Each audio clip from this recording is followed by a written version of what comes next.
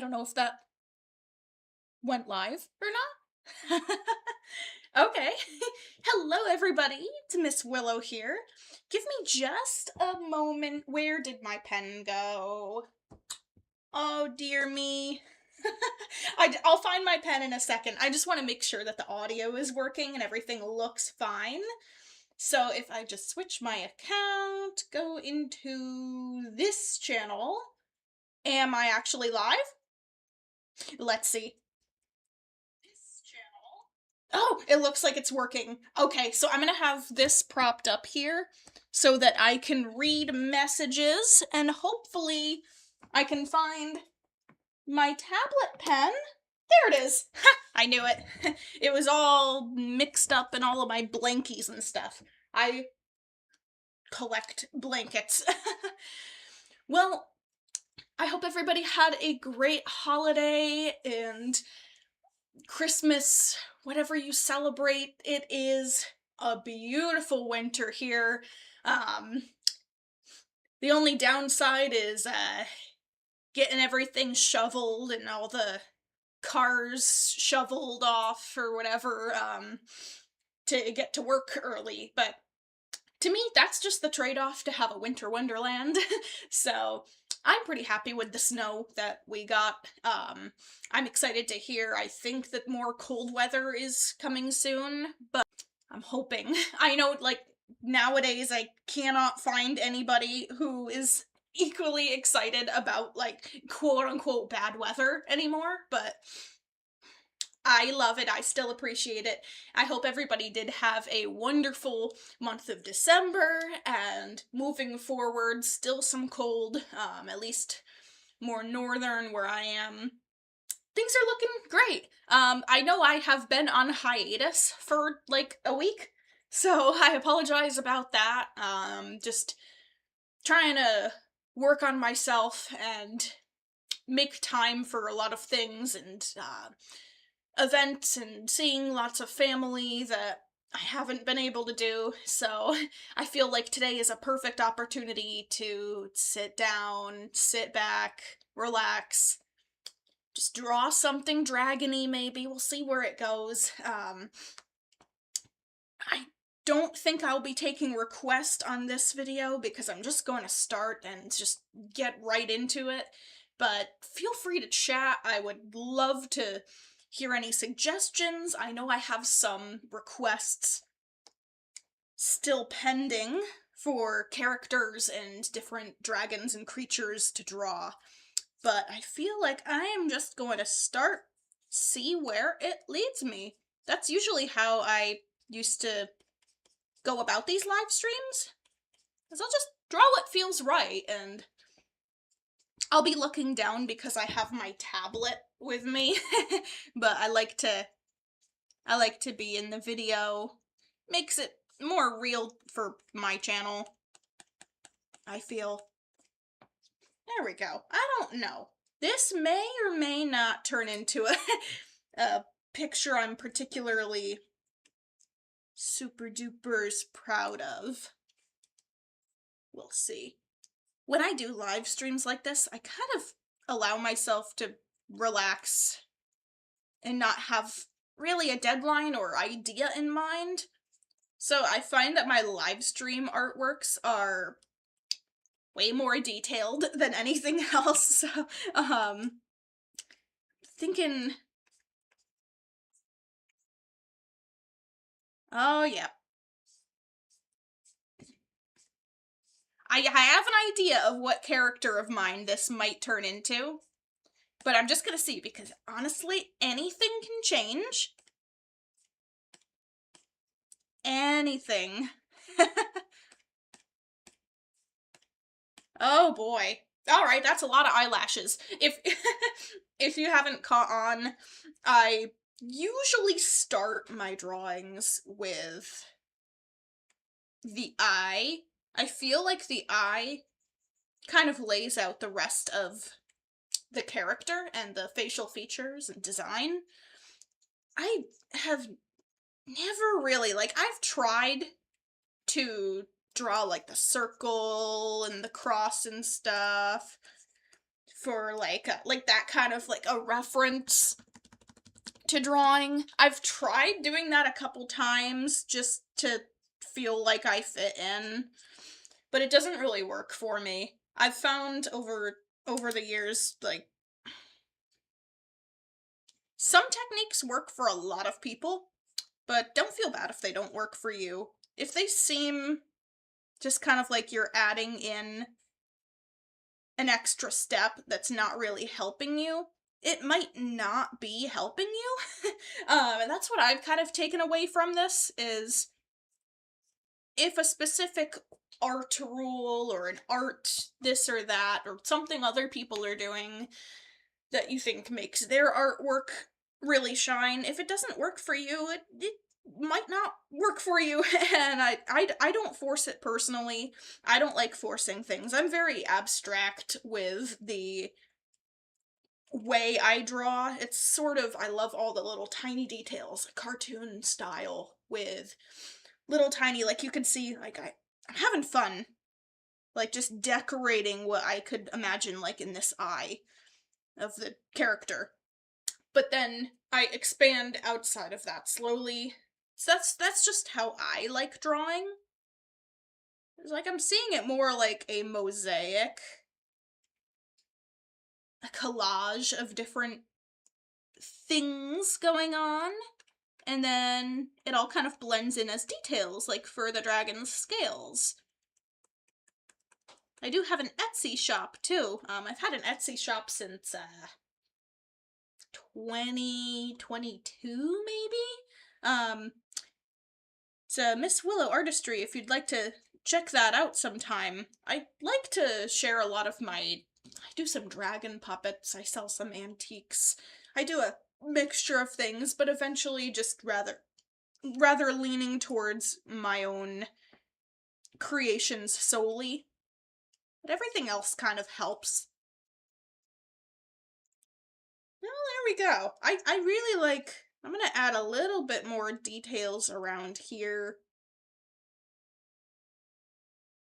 Just really to make this piece, the eyes are usually, like, I find the eyes the most expressive. You could have a lot of emotion from the character's eyes. That's the window to the soul, as they say. We usually look at the eyes first. At least I do. That kind of gives you an idea. How does the character feel?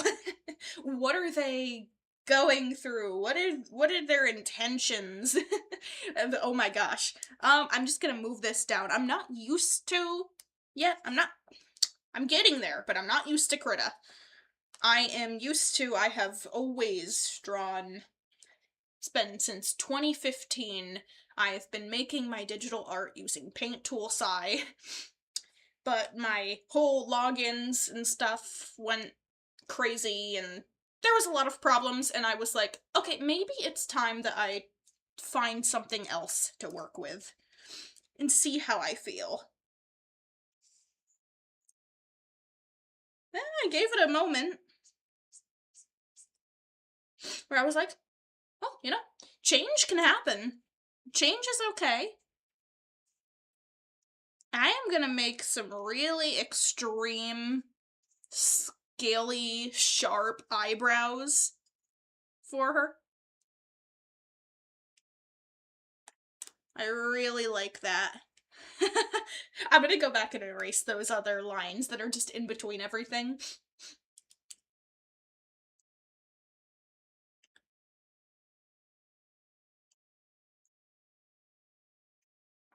There we go! Alright, and...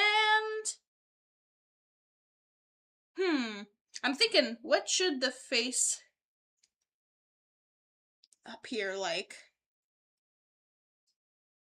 Maybe a long mouth like this.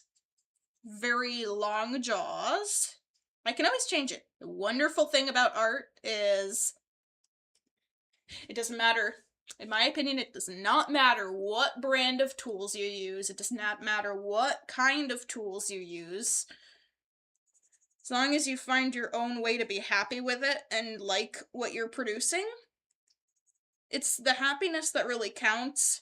And if you're going for skill, I also don't believe that skillful art has to follow any specific rules or constraints or you need alcohol markers or something. Like if I just wanted to use like a simple water-based marker, it may be hard. I've went through a lot of different phases where I was like, oh, these tools are so expensive. Oh, I just want to be able to create, and the price behind the creation tools is holding me back from actually getting where I want. I just decided to stop letting that get in my way. I do traditional art as well from time to time, and I just kind of realize I am happier personally letting go of what tools I use when it happens to come to like just following what the examples I've seen. Everyone makes it work in their own way. It might take time. It's taken me a lot of time. There's some tools that I really just enjoy personally. They might be a little bit more expensive, but I found I like certain tools, but I won't necessarily say they are the reason that my art can be good, you know? Um, so that's kind of what my takeaway is. I'm gonna give this dragon kind of an interesting nose here. Live streaming time really gives me an opportunity to not watch the clock unless I have to go somewhere and just let go of any sort of like expectations or the editing and the video making and the whole process. I can just say, all right, this is my experimental time.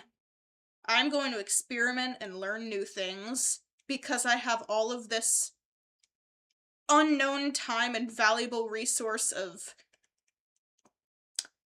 the feedback, the live feedback. I love chatting with everyone, and live streaming is just, I always gripe about it, like, oh man, I really should live stream. Oh no, what if I'm not in the mood to live stream? And that's okay. But when I know I really want to, and I'm just like, laziness is holding me back, and I just get to live streaming, I feel immediately better. I'm trying to learn, and I've tried to learn with other channels of mine, to just feel at home with the things I want to feel at home with, and not stressed out, not eager, not comparing, no expectations, just rather a fun, cozy vibe. If I want to huddle up with a nest of blankets, which apparently you can't see in the video, then so be it. I love blankets. Blankets make me feel like happy times, comfort and joy. You know that like happiness attack when you put on fuzzy socks or something? Like my like joyful moment is just like, oh, I'm home and I can just cuddle up with as many blankies as I want. There we go. We're gonna do some sharp teeth. She could be a pretty dragon with sharp teeth. Hey, how is she going to eat? Right? All that meat or gemstones or whatever. Oh man. Fine times when Miss Willow can't speak. Don't we love it? I'm actually really happy with this design. I'm going for a different shaped muzzle than I'm used to drawing my dragons with. And lots of hair. Okay. I know I get a lot of comments in the real world on like, what are my dragons? What mix are my dragons? What am I going for? What kind of animals am I trying to portray? Why do they look the way they look and may not follow the quote-unquote like societal rules of a dragon per se? Like, my dragons aren't always very scaly. They look like some of them look like their complete own monster. Dragons have always been a part of my life, and I have always taken a specific love to unique styles of what makes a dragon a dragon. Being a fantasy creature, I don't feel like a dragon should have to follow any rules. Like, it doesn't have to be a lizard, it doesn't have to have scales. To me, a dragon is a fantastical beast that represents what you want it to, and I've always let myself just feel that way. So my dragons, I personally love mimicking a little bit of nature. Sometimes they'll be bird-like, with a dog nose and goat antlers, and that's kind of my style, is I go for like a furry, scaly, kind of Chinese dragon nose and muzzle sometimes, with like sometimes they'll have a pink dog nose or something. I think that looks really good with whiskers. Sometimes I'll even add to all of my dragons this. I'll just kind of put little wisps here and there to like show, oh, he's got a little bit of fuzz.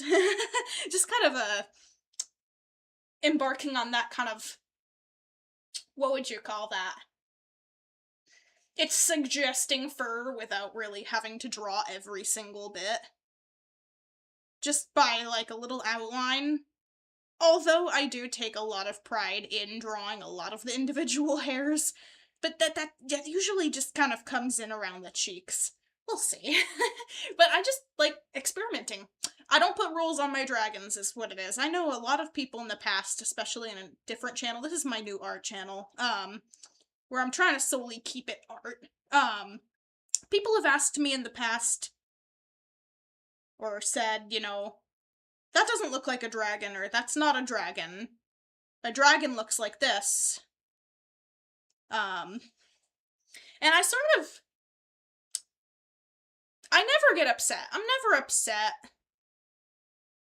I just kind of, it makes me think, like, well, how would I explain to someone if they were to ask me, you know, in person, rather, like, what makes a dragon a dragon?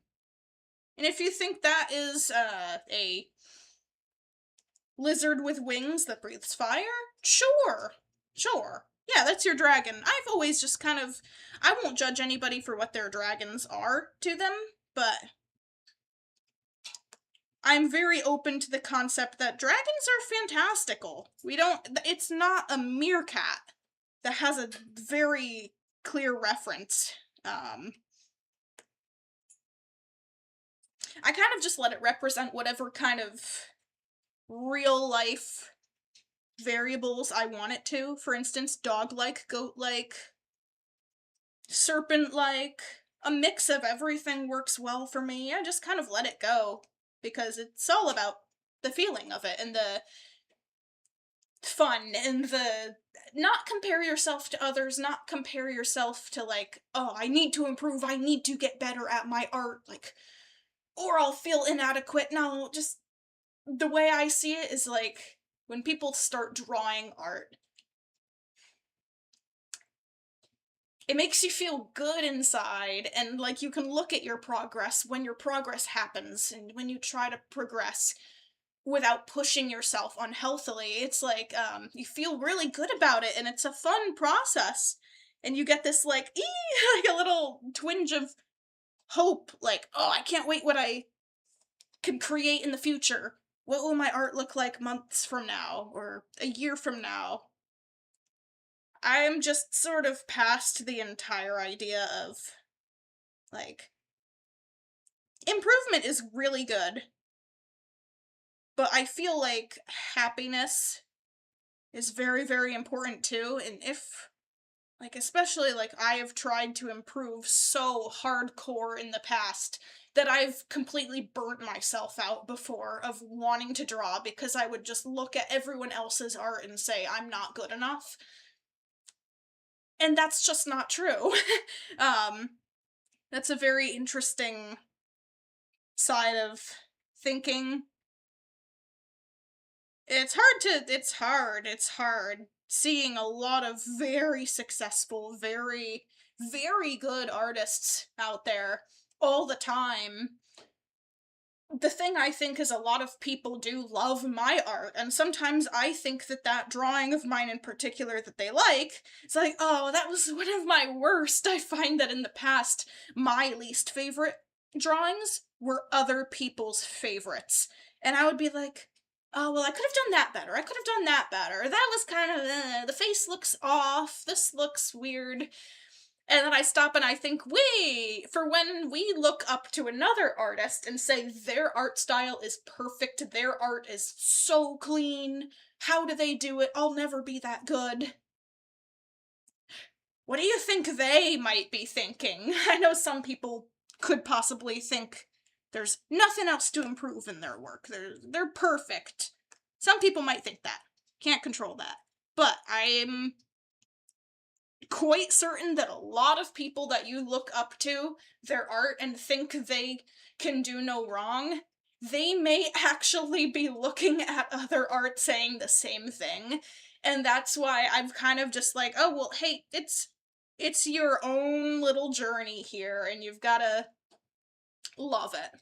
Okay?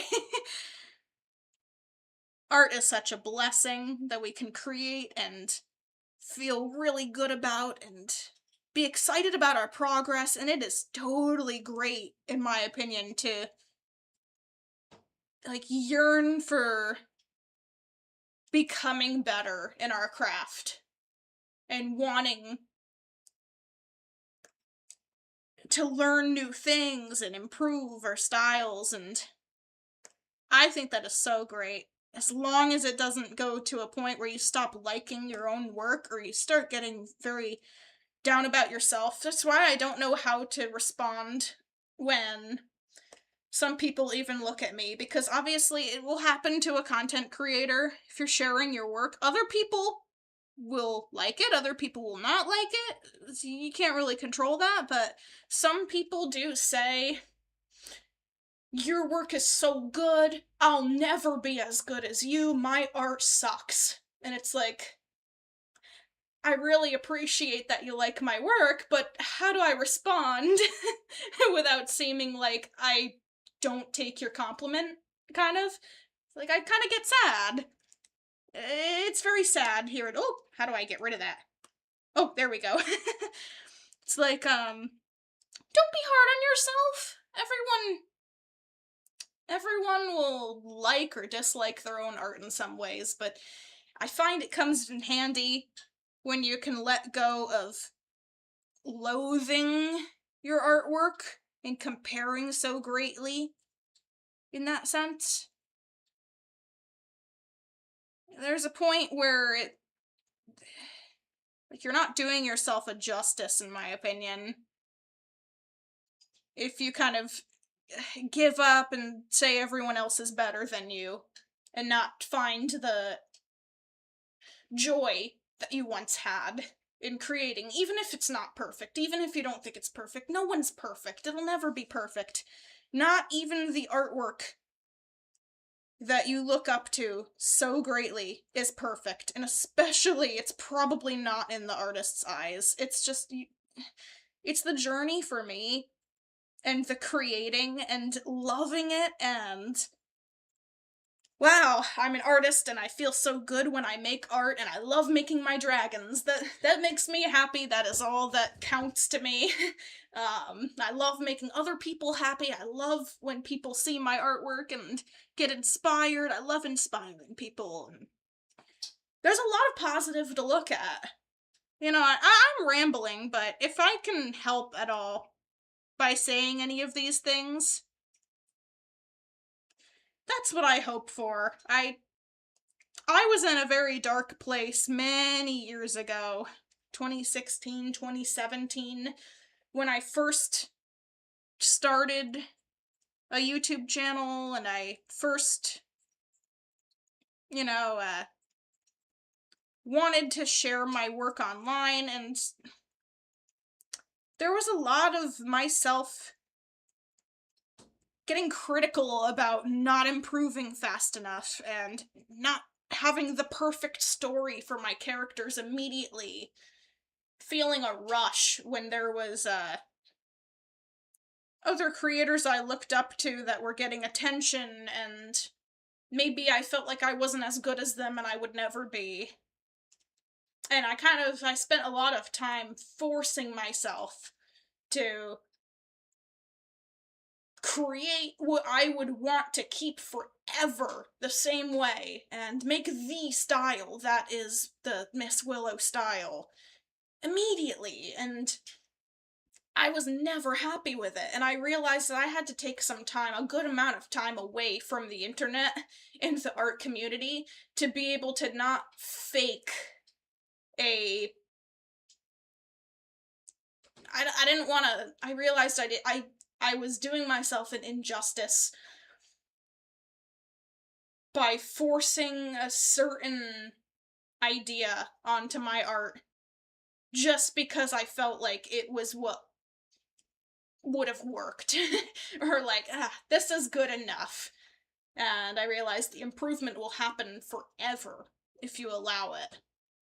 And you're never gonna have, or at least a lot of people, you're never gonna have a set thing that is the only way it is for your art forever, and you're not gonna find that overnight. And I burnt myself out so bad, but I came back to it once I had kind of taken my big hiatus and vacation from stressing myself out, and eventually, for the better, I found my own ways, and I was able to let go of a lot of the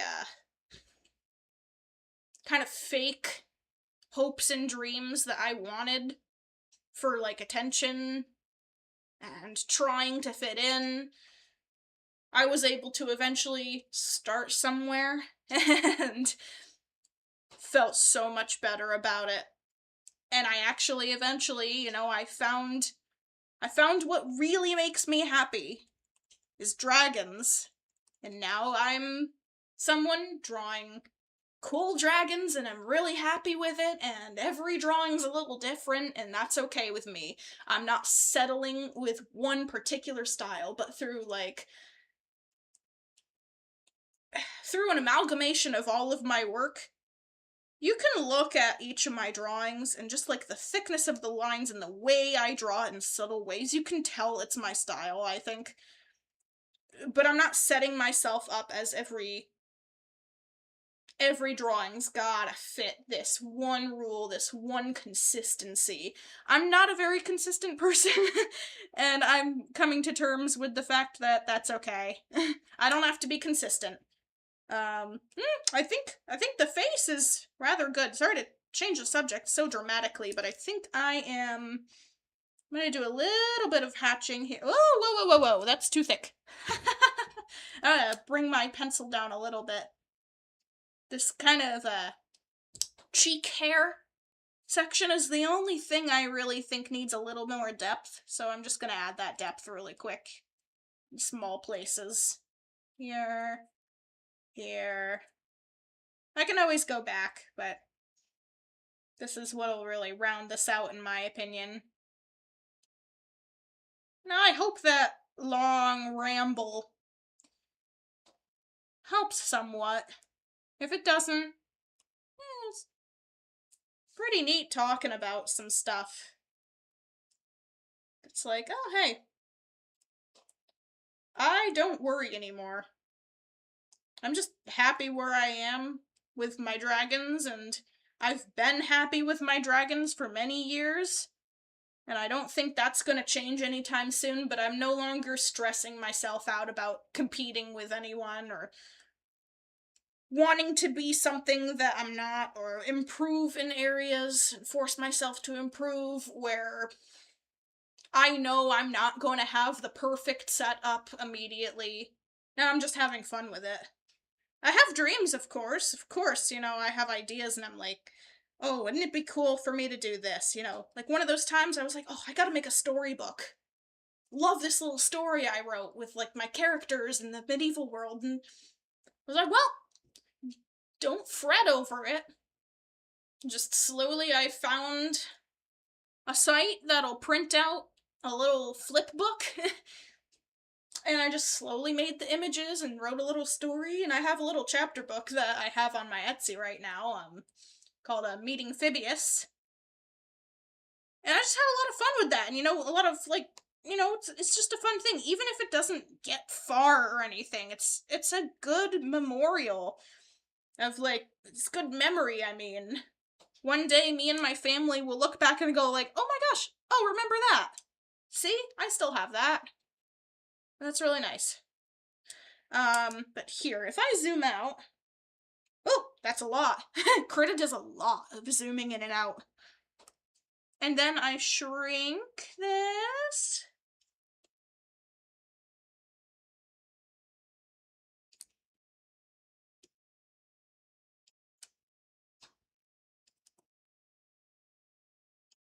I'm thinking something like,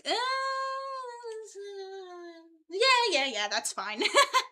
Now I just do that, and I'm just gonna make another little layer to kind of lay out. I know I don't really do this that much, not strictly, but when I'm making a bigger piece,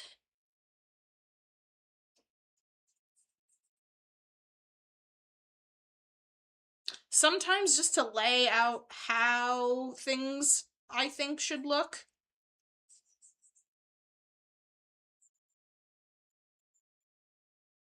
I'll kind of do something like this. And then like an armor, I'm feeling like this character needs some kind of a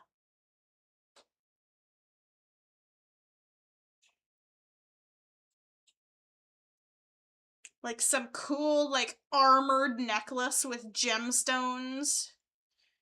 And oh, I'm getting so many ideas. Oh, the fun. Oh, the fun.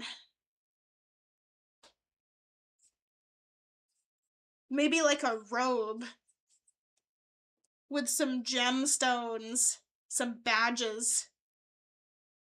Just like laying out this idea.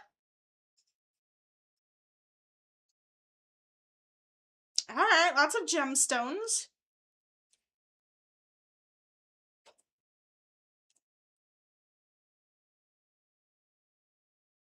Yeah, alright. Yeah, this is working. Alright, just a little concept here.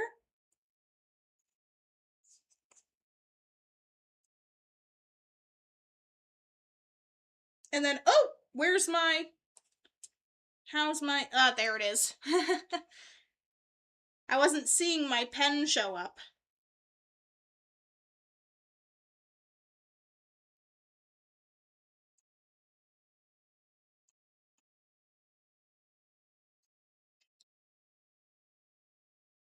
And a seam here for the clothing. And then, like so. Yeah.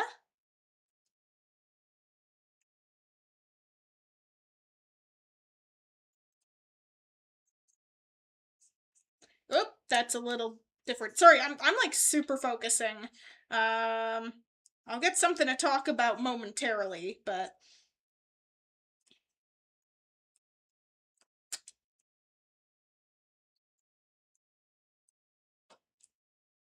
lots of spikes.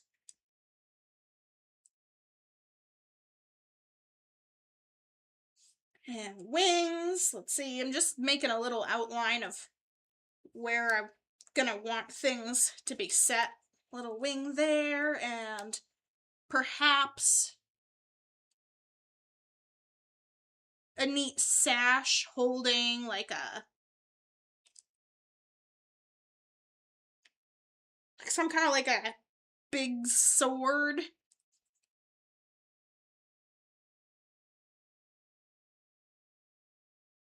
Ooh, let's see.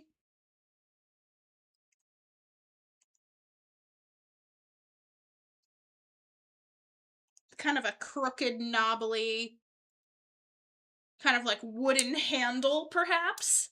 We'll see about that. And a ribbon.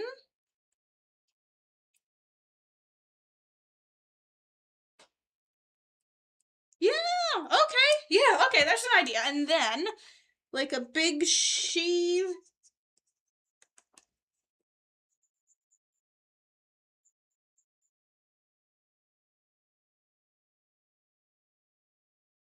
All right, there we go. Oh my gosh, some decor. Yeah, that's looking snazzy. Okay, now, because that's not going to be my line art, of course. Oh my goodness. Oh gosh, I'm going to turn the opacity of that like some serious down. I'll put this layer above it, and then I can finally zoom in again. Whee! There we are. There's the concept. Breathe.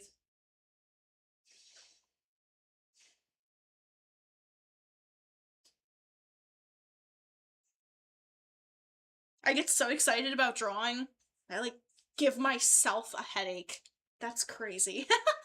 All right, now the brush size. Oh, that's a little bit.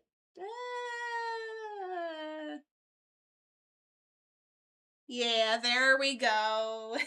This is slowly going to come to life. Dragon's gonna have a little bit of, what is it called? Like what the birds or turkeys have on their neck. Just slightly. Little bit of scale there.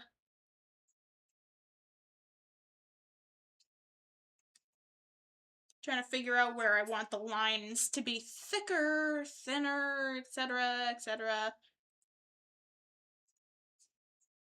Very detailed. Okay. I'm just gonna go ahead and draw the lines through here, and then make the gemstones after. I'm not very fond of those shapes in particular. I can build upon it though.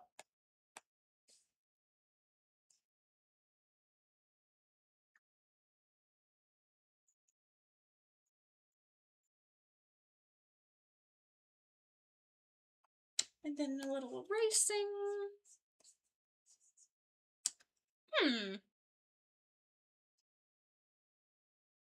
I wonder even what she is. Sometimes I'm like, well, a robe looks cool, and a sword looks cool, and a necklace looks cool, and a armor, and a sash, and a this or that, and a bracelet, and it's like, is this gonna be one of those characters that's just have this insane backstory? Alright. Little gemstone shapes.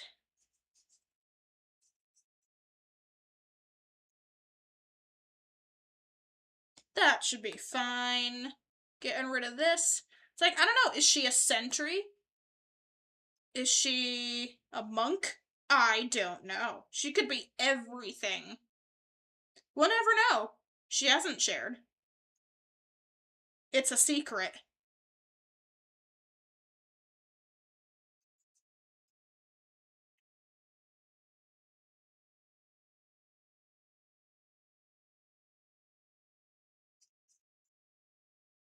I'm gonna have some little gemstones in between. This is kind of like the collar I used to put on Miss Willow.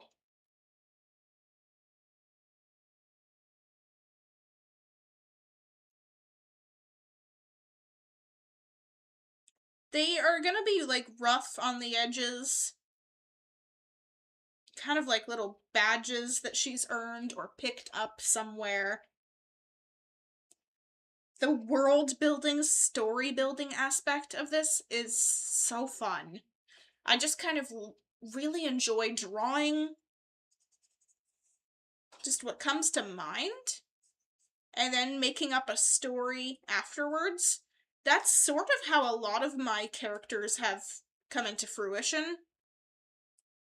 Is they were all, most of them were like random designs that then while I drew, like on live stream, I've just been like, okay, I really like this. I'm gonna change this. This character is gonna be this.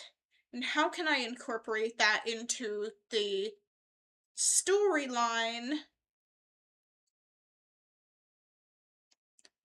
I have, working on, I have a lot of story characters in the world of my Farron Vale. I've changed the name of it over time. I think I might stick with Farrenvale. But I have a lot of characters in that series, a lot of different species and factions. And on my gaming channel, if you're curious, I play a lot of Hytale and Minecraft content, sandbox storytelling, stuff I can incorporate my artwork into.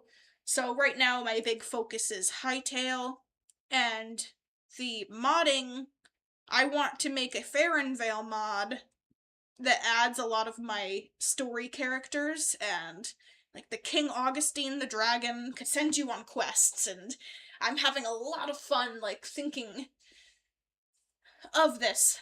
And I started making my first 3D model for a creature in the game, the Drake Fowl. Kind of like a turkey dragon. I'm hoping it'll be very pesky. It's not gonna, like, seriously hurt the player. Like, it's not gonna be dangerous like a dragon, like a boss.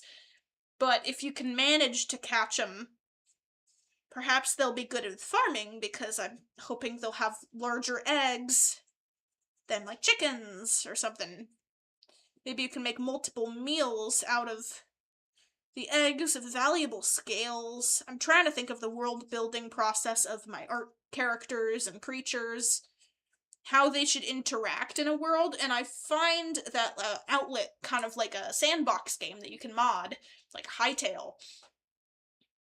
Something like that could really bring out the world in my art. And it's sort of art-themed heavily, in a way, because if you're interested, the gaming channel is called Ventures of Willow.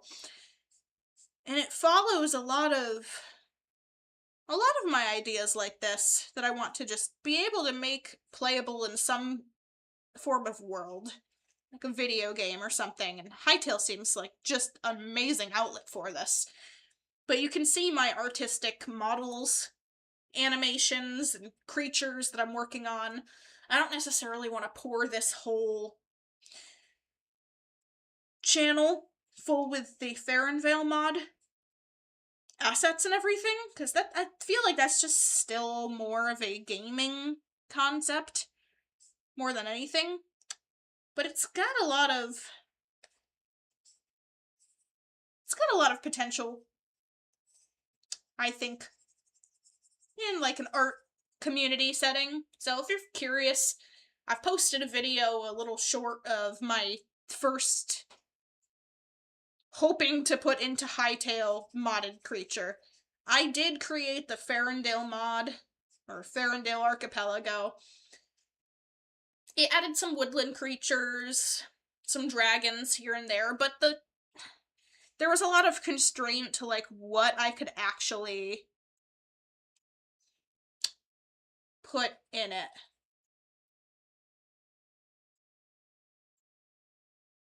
With like Minecraft and everything,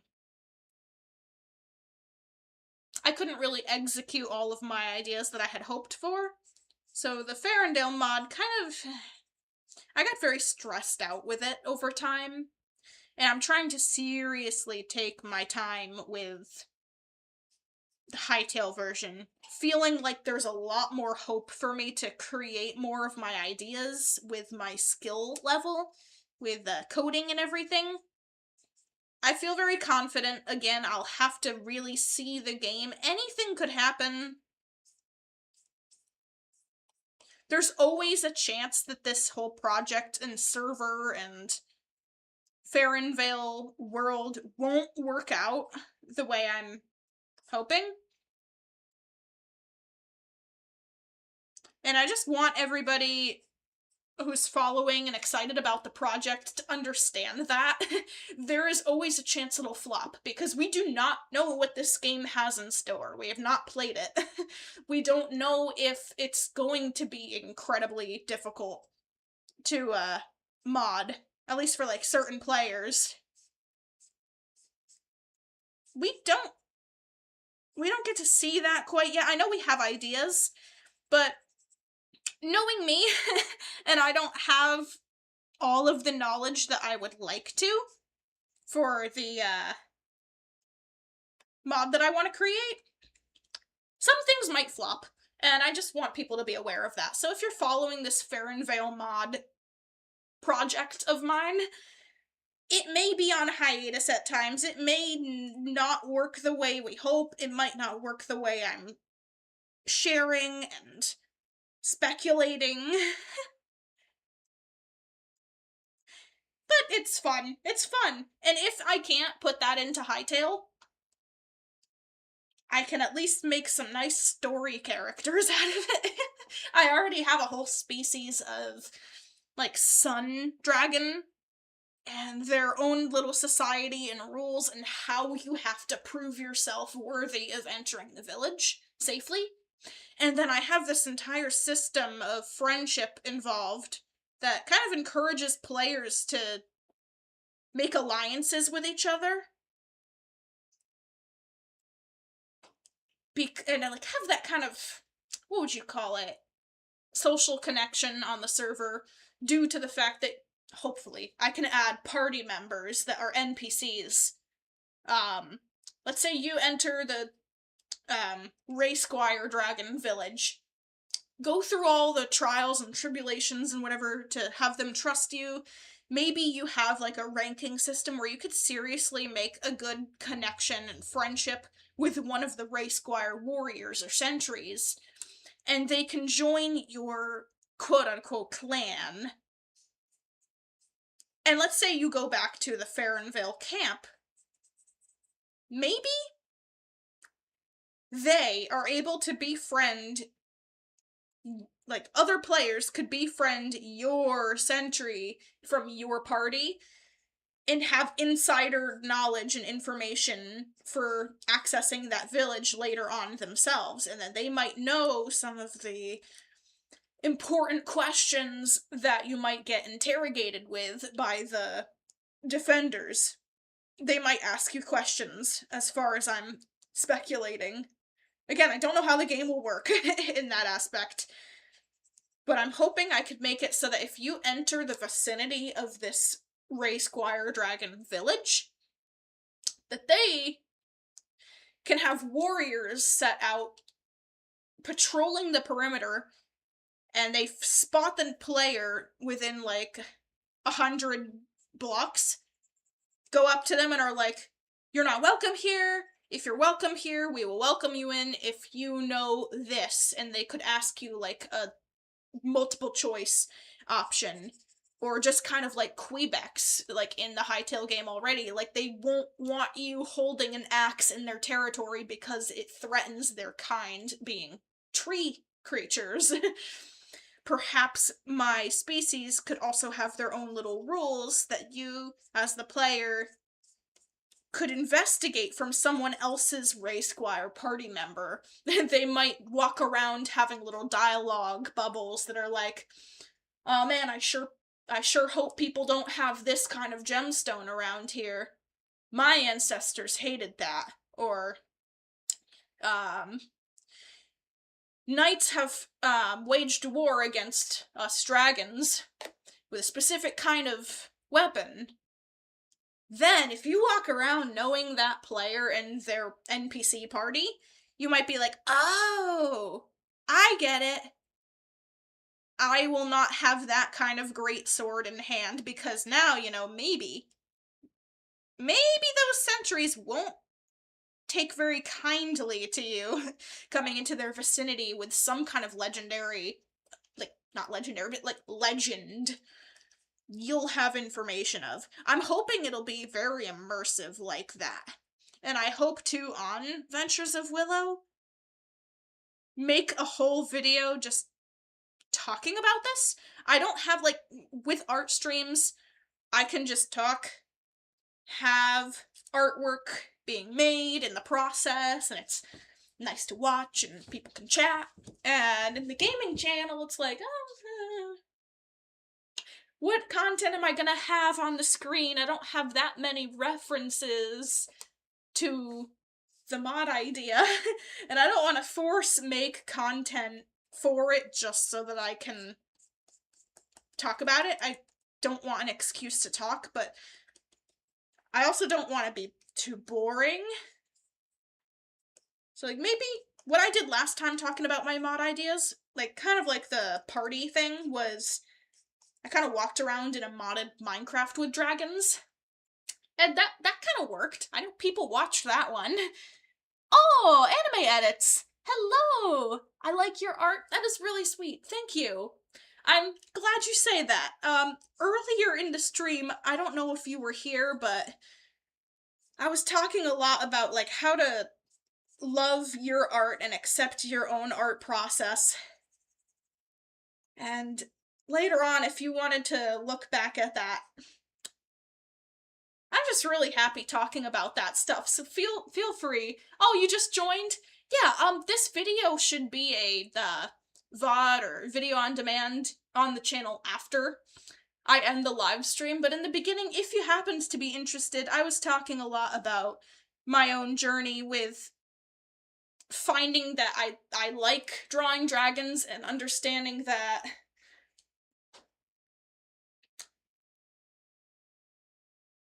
there's an internal process in an artist that I feel like just craves the enjoyment of drawing. And if you're an artist too, I feel like that is super cool to talk about and share. And I talked a lot about like comparing work and not getting stressed out with the idea of improvement. And yeah, if I just feel like if you're new to the channel, these live streams, I tend to like to talk a lot about that kind of stuff. And I'm so happy that you mentioned such kind words about my art, you know, so thank you. Thank you for that. It definitely means a lot. It is such a joy being able to live stream specifically. Oh, I'm bad at art. No, you're not. No, you're not. Oh, man. Will you be live in like 2 days? I am not sure. I don't have a set schedule at the moment. I'm pretty sure I'll be working, but we'll have to see. If you're curious, sometimes if it's a really important live stream that has like a really hot button topic, I may make a post on the channel saying, okay, I plan to be live on at this time on this day. Otherwise, you can subscribe and keep a bell notification on. Unfortunately, that's the best I can do right now. But also, about your other comment, you are not bad at art. I was talking earlier about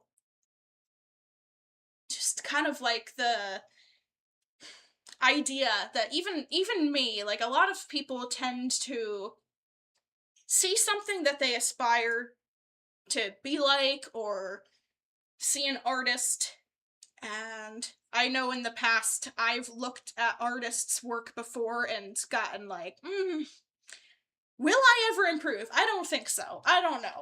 And then forced myself to try to improve so fast because I'm just not happy with it and I don't think my work is good.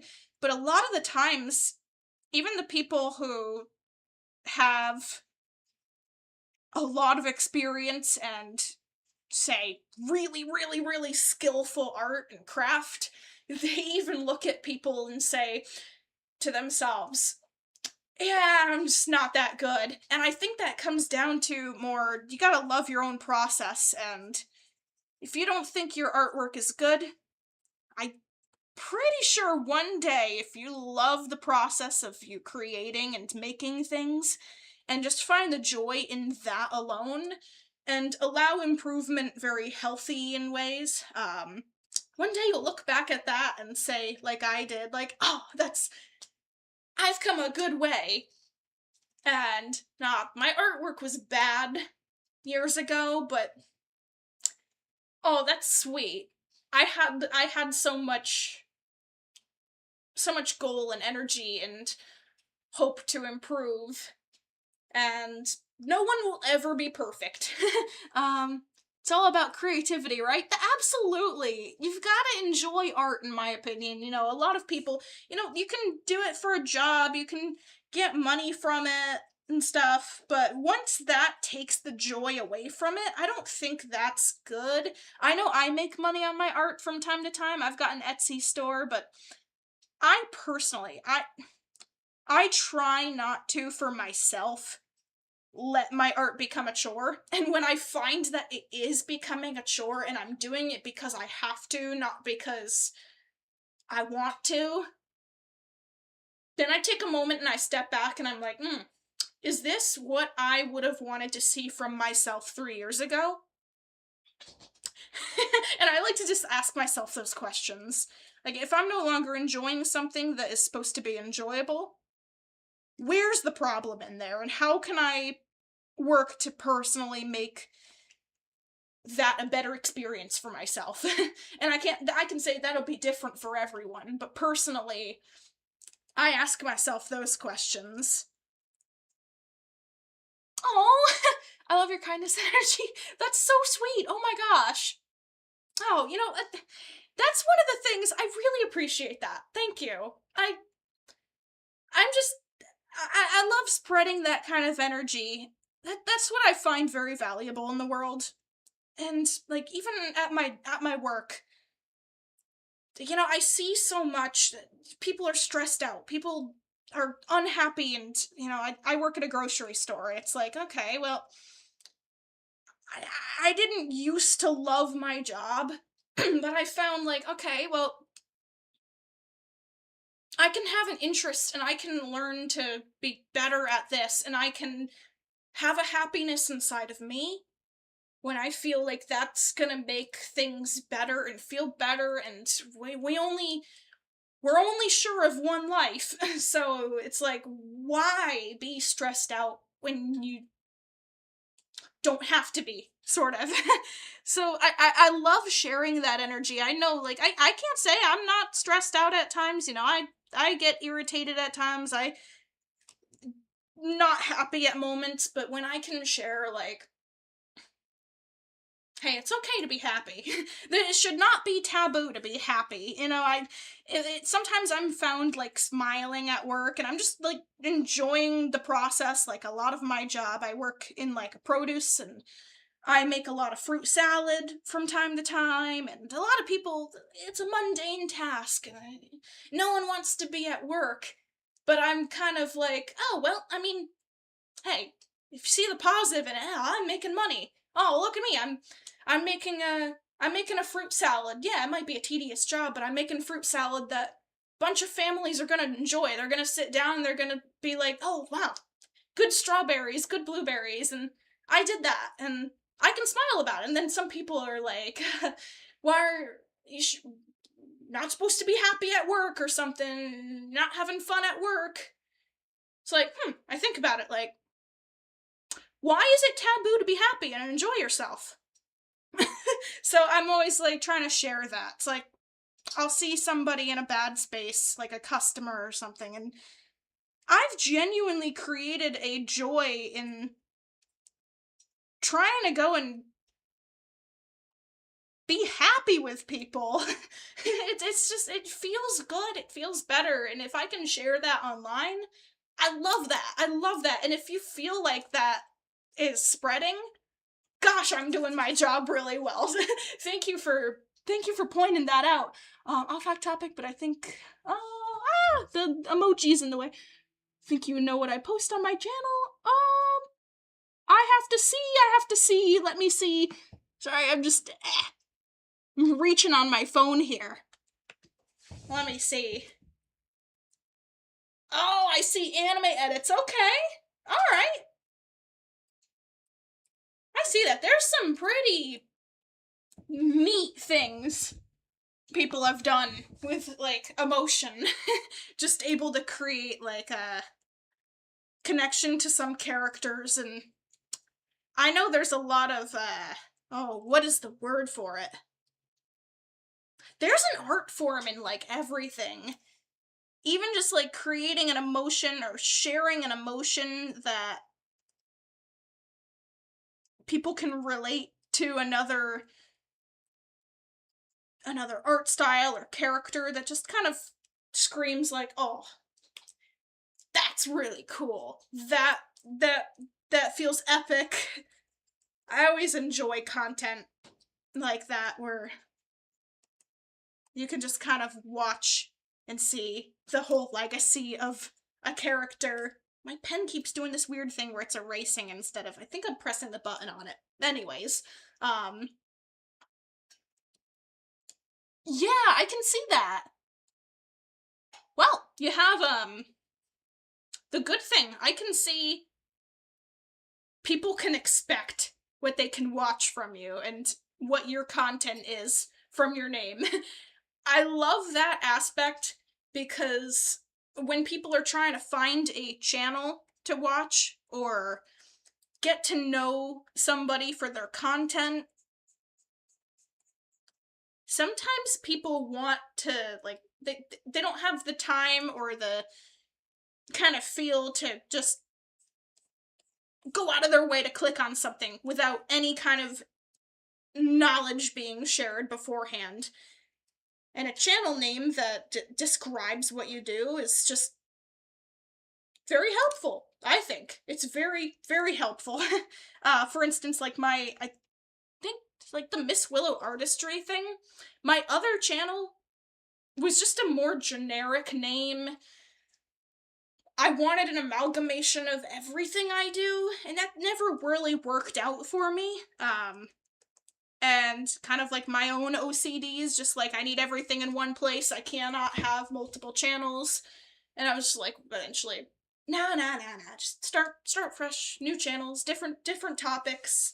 Sometimes I'll be interested in another thing, you know. And then if you no longer have interest in anime edits, you know, there's always the option to have something else, and that can be on hiatus, you know?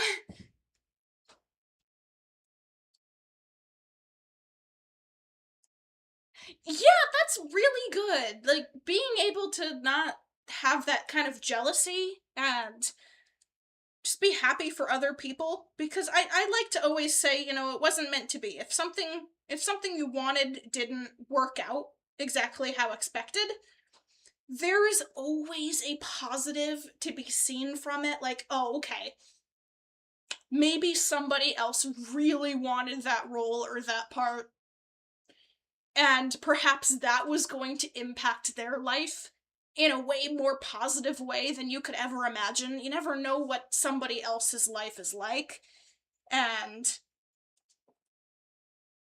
being able to watch other people receive and gain and be happy is sometimes even more of, once you realize, like, it took me a long time to be more of a giver than a receiver.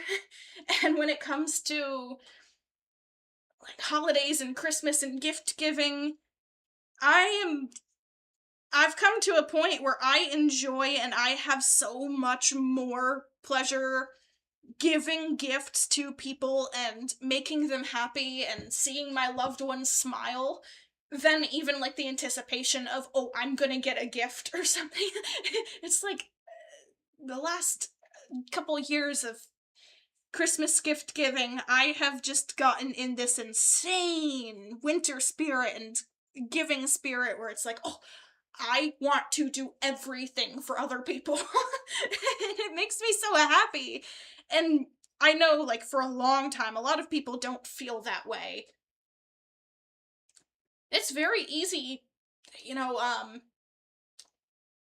when that kind of realization happens, and I know not everyone's the same way, but a lot of people do eventually get the realization that they love seeing other people happy and enjoying something, and don't see like somebody else having what they wanted as a loss to them, but more of like, oh my gosh, oh congrats, it feels so good.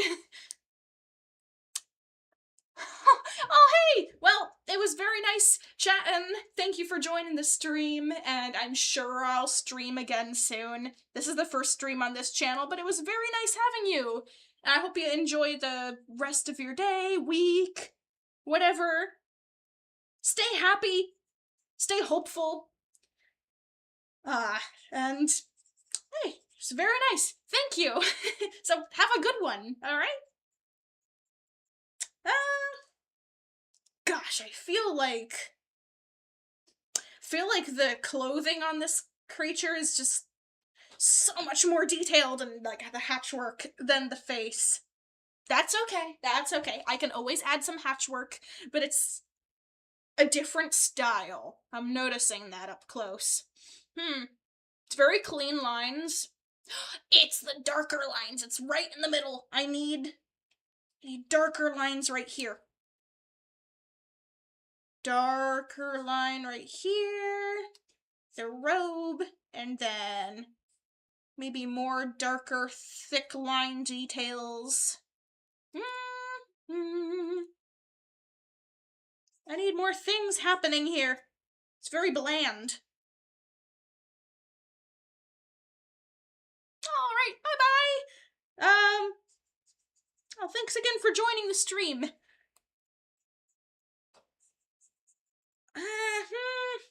Struggling with these sleeves a little bit, though. Let's see.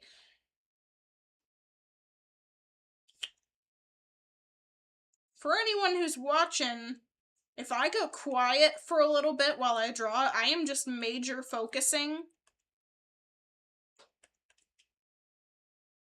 I've got this. Patchwork is what I need. I mean, like, my sudden shift in energy and tone, it's okay. I'm just thinking very, very strictly about... Oh, no. It's doing that erasing thing again. Like, what am I missing? What am I going to add? More patches. When in doubt, patches. Patches on clothes. Patches on clothes. Because this is a medieval setting. This is supposed to be, it's very primitive. It's very stitch work and craft work and artsy and...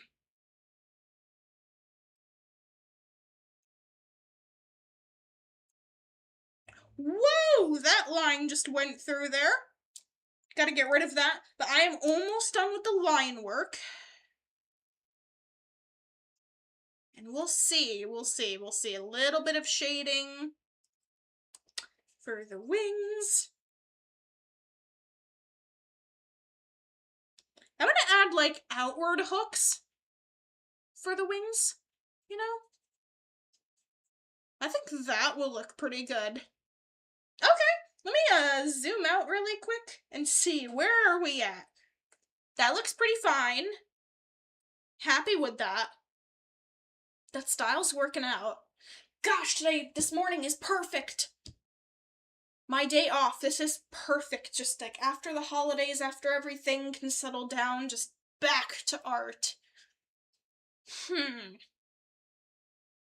Getting some nice long form content in here. Yeah, I know I've done a lot of just very short, like 2-3 minute speed paints and everything where I speak quickly about my process. Because I also want them to be YouTube shorts, and I'm like, I can't take too long, and now I'm just like, I can relax on a live stream. Ain't that nice? And then the outward hook. There we go. I hear something. Is it a raccoon? Or a mousey? I don't know.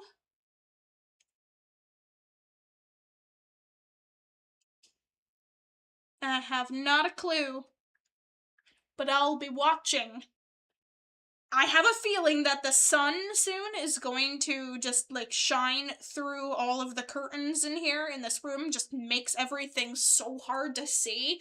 So I'm trying not to just rush everything in anticipation, because I have a blanket up there, I've got curtains there, but then the door is like, wow, all the light. It's like right when I go to stream, it goes, why don't we make a big scene, all of us little light particles or whatever. Oh my gosh, people joined the stream all of a sudden. Hello, everybody. Hello. How are we doing today?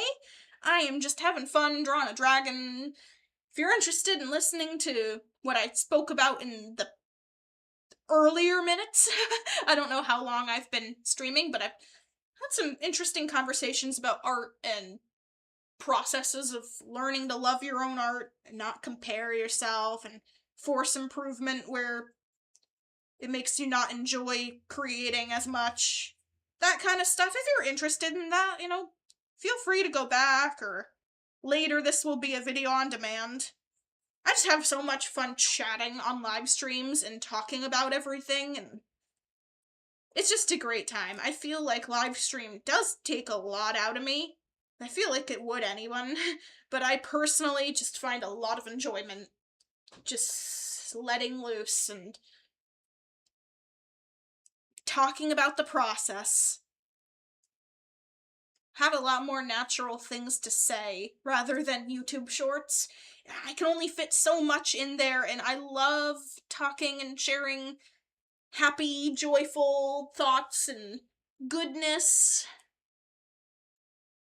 making happy conversations. Alrighty. There we go. Lots of scales. Lots of scales. We love our lots of scales. Lots of details. Does the other wing have? I did not add scales on the wing. Oh, Miss Willow, what are you doing? What have you done? I'm forgetting all of the little details that I wanted. There we go. Little bit of here, and here, and here, and here. Little shading. Not gonna spend too long on here. A little bit of hatching. Hatching.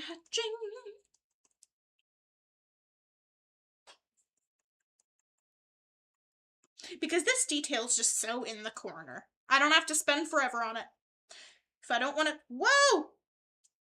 On erase mode? Oh, it's doing erase mode. It's probably because I'm hitting a button on the tablet pen. Like, very interesting. Very interesting. I got a glimpse in the corner of the screen of Corita. It told me what I have been highlighting that has been stressing me out.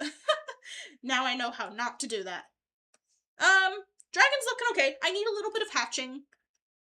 Little bit of interesting little lines and shadings and all that good stuff. Here, down here, why don't I just add my little...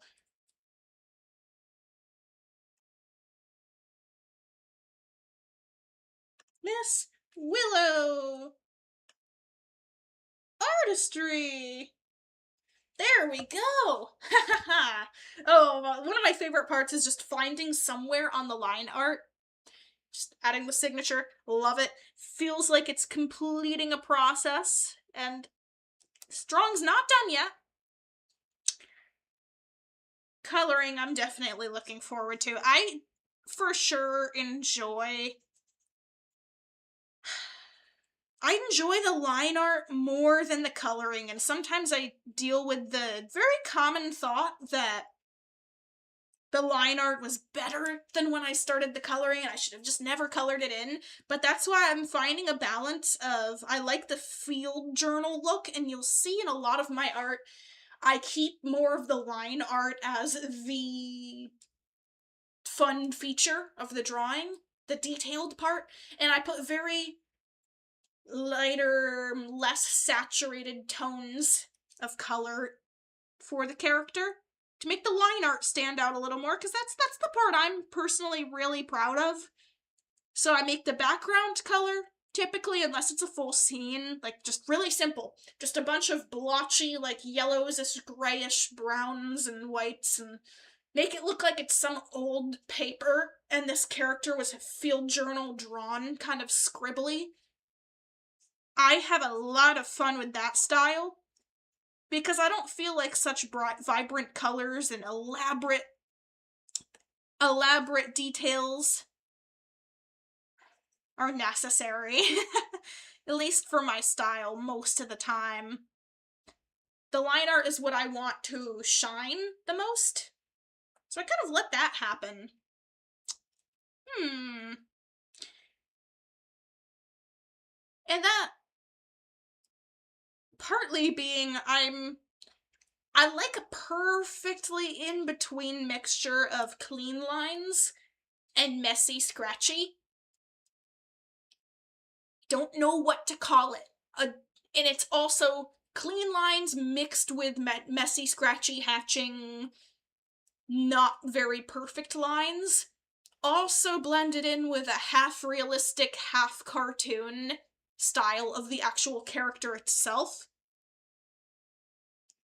That has slowly become what I am expected to work with. Even when I try to make a more detailed picture, it has a lot of elements of,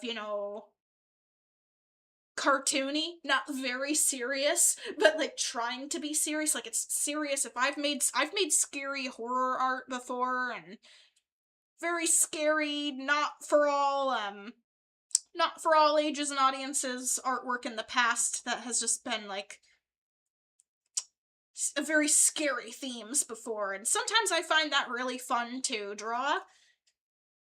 But it challenges myself because how do I add a cartoony style into something that's supposed to be very scary? And I tend to just mix it. I find it works.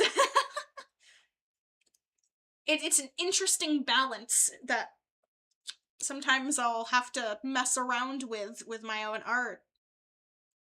I'm gonna get rid of that little spike on the sword and just make like a wooden swirl.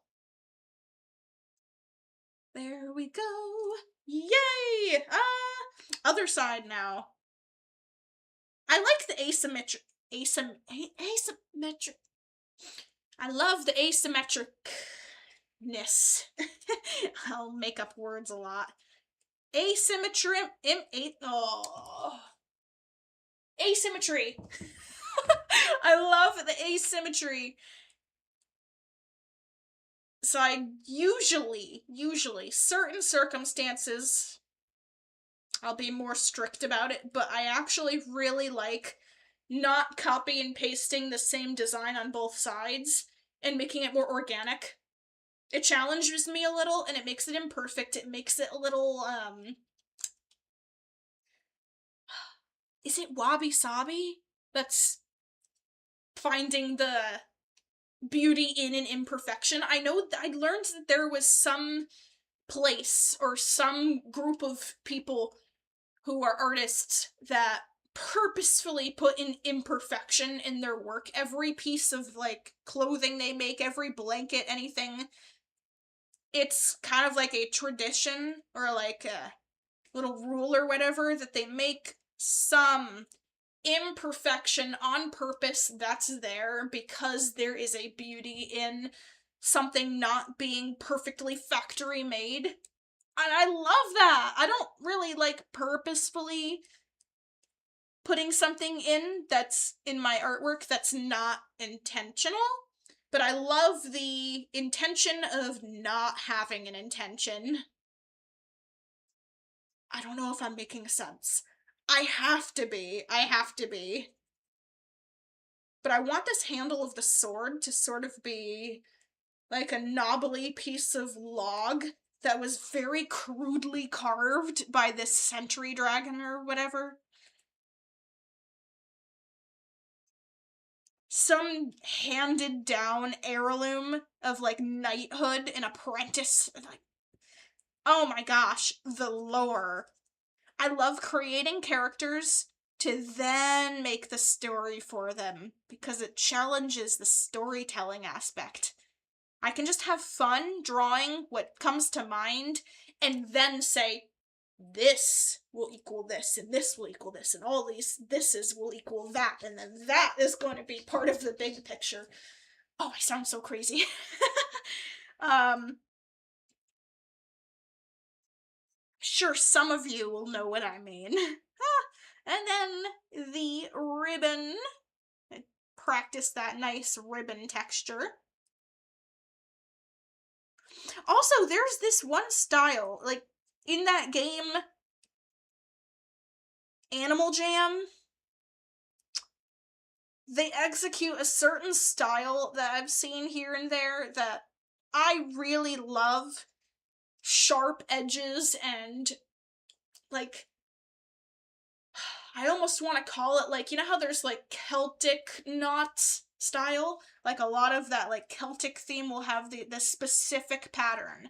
There's also, in my opinion, like, a very Aztec look of squared off swirls or spirals and sharp angles and edges in like a pattern. There's something about that. I don't know what to call it, so forgive me if I'm just completely wrong on like what it is, but that style is always so beautiful to me, and I love adding detail in a cartoony, sharp angled blend of hatching and swirls and I don't know what to call it.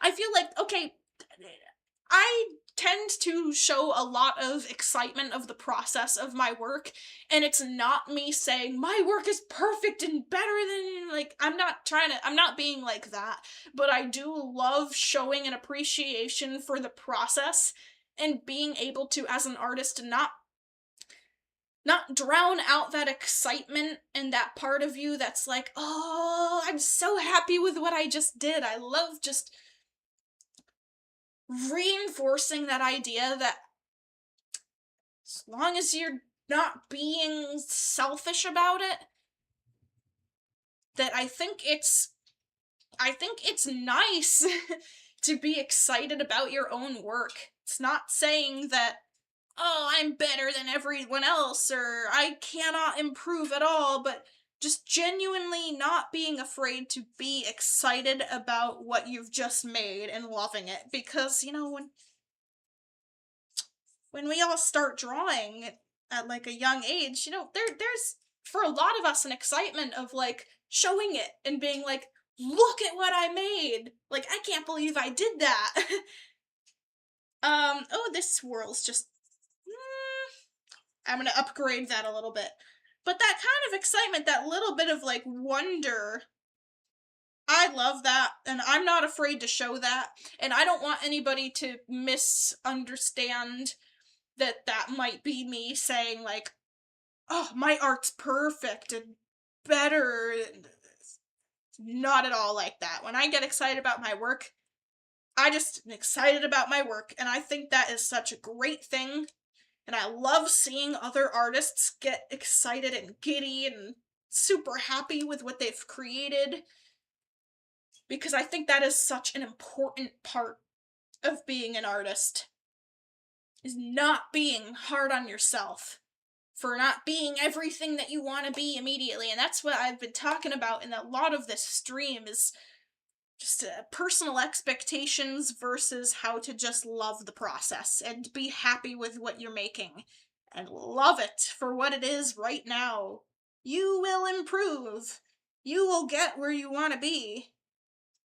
But why not love the little artwork that you're doing now that's gonna get you to where you're really, really, really happy? It can be absolutely just endearing on its own. It's just, I find a lot of people are so hard on themselves when it comes to like being part of an art community or being in this way constantly aware of everyone else's success. Can be wonderful if you look at it as just being very happy for people. But when you start taking it so personally as being surrounded by so many other people's works and creations, and then it's very easy for yourself to say, I'm not this good. I'll never be that good. A lot of people give up this whole possible amazing talent, and it's about the enjoyment you get from artwork. If you're always hard on yourself and you're like, and I've done this, back in like 2015 when I started seriously doing like digital artwork, so unbelievably easy to watch what everyone else is doing and making and then see your own work as not where you want it to be. And it's so easy to say all these negative things about yourself and I'll never be good or my art's bad. And it's not about that. My gosh, I think my art is, everyone can improve. No art's perfect, but I think that perfect's what's in the eye of the beholder, and just an excitement, keeping an excitement and joy and want to continue to learn, having an actual fun for it is awesome to me. And being able to be happy for other people who are succeeding, and wow, isn't it so sweet that so many people love this artist and are so supportive. That's amazing in the world. People can share their support and love something, and so good for the artist to have come this far. I'm gonna love my work too, even if I don't have a million followers or whatever. It doesn't mean I'm doing worse. You just have to love where you are right now, because that is what was able to break me out of those pessimistic thoughts that I had on myself. Like, I won't be good. I'm not a good artist. Everyone's better than me. So easy to think that way. Very, very, very, it can be very, very, very, very, very hard to stop thinking that way. But I'm saying that when I learned to stop being hard on myself and my personal improvement and my personal journey of being a creative, I know I have a far way to go to where I want to be, but I'm just happy with every day moving forward doing what I love, which is making my dragons and sharing this story with everyone and having a neat little channel. That makes me happy, and that's what brings me the fulfillment that I like and I crave for as an artist. And I want to share what I've found. I know not everyone's story is going to be the same. I know not everyone's going to benefit from the same thing, but if I can help, I'm here to try. Because I know firsthand it feels so bad to be hard on yourself, to compare.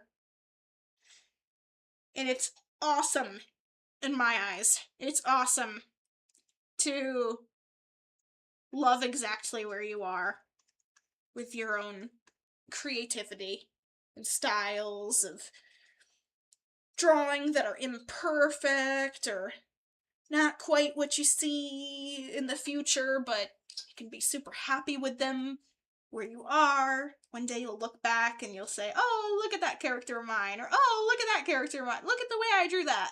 That's so neat. I've come a long way. I'm just gonna keep repeating all these ideas, I know, but it really means a lot to me to share this. So this sheath should be like a leather, crude stitching,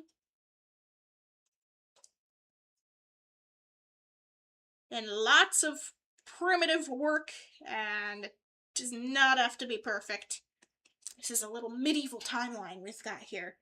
Oh, I think it's done. At least the line art. Let's get rid of this little...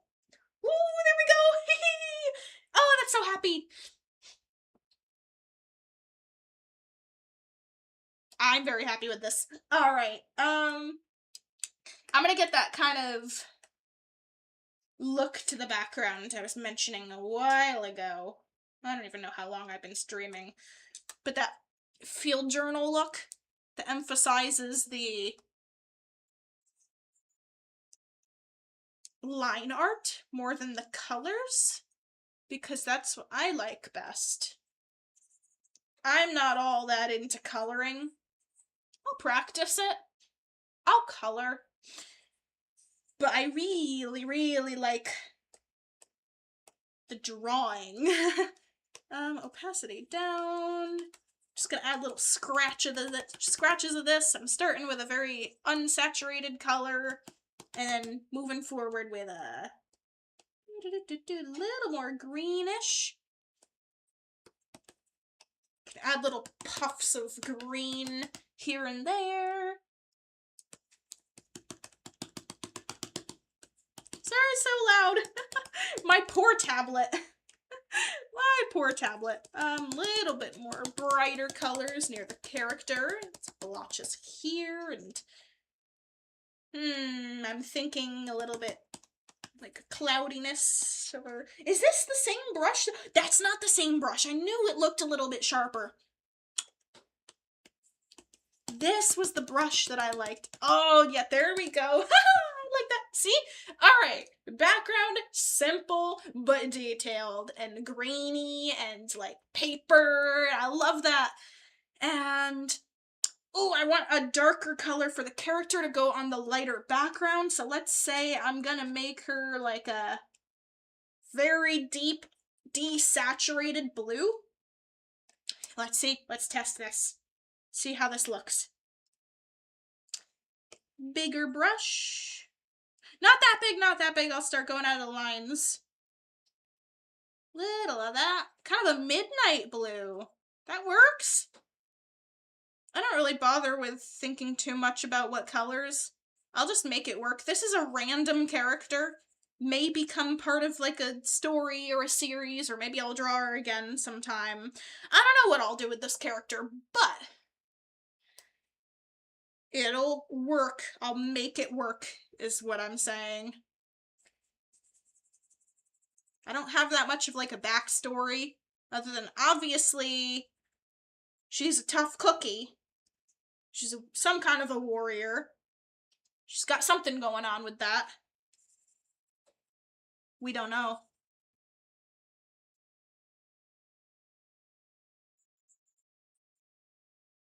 Just gonna color the skin area here. Merges into fur of a slightly different color, I'm assuming. I'm gonna make this work out. This is how I love making the live streams.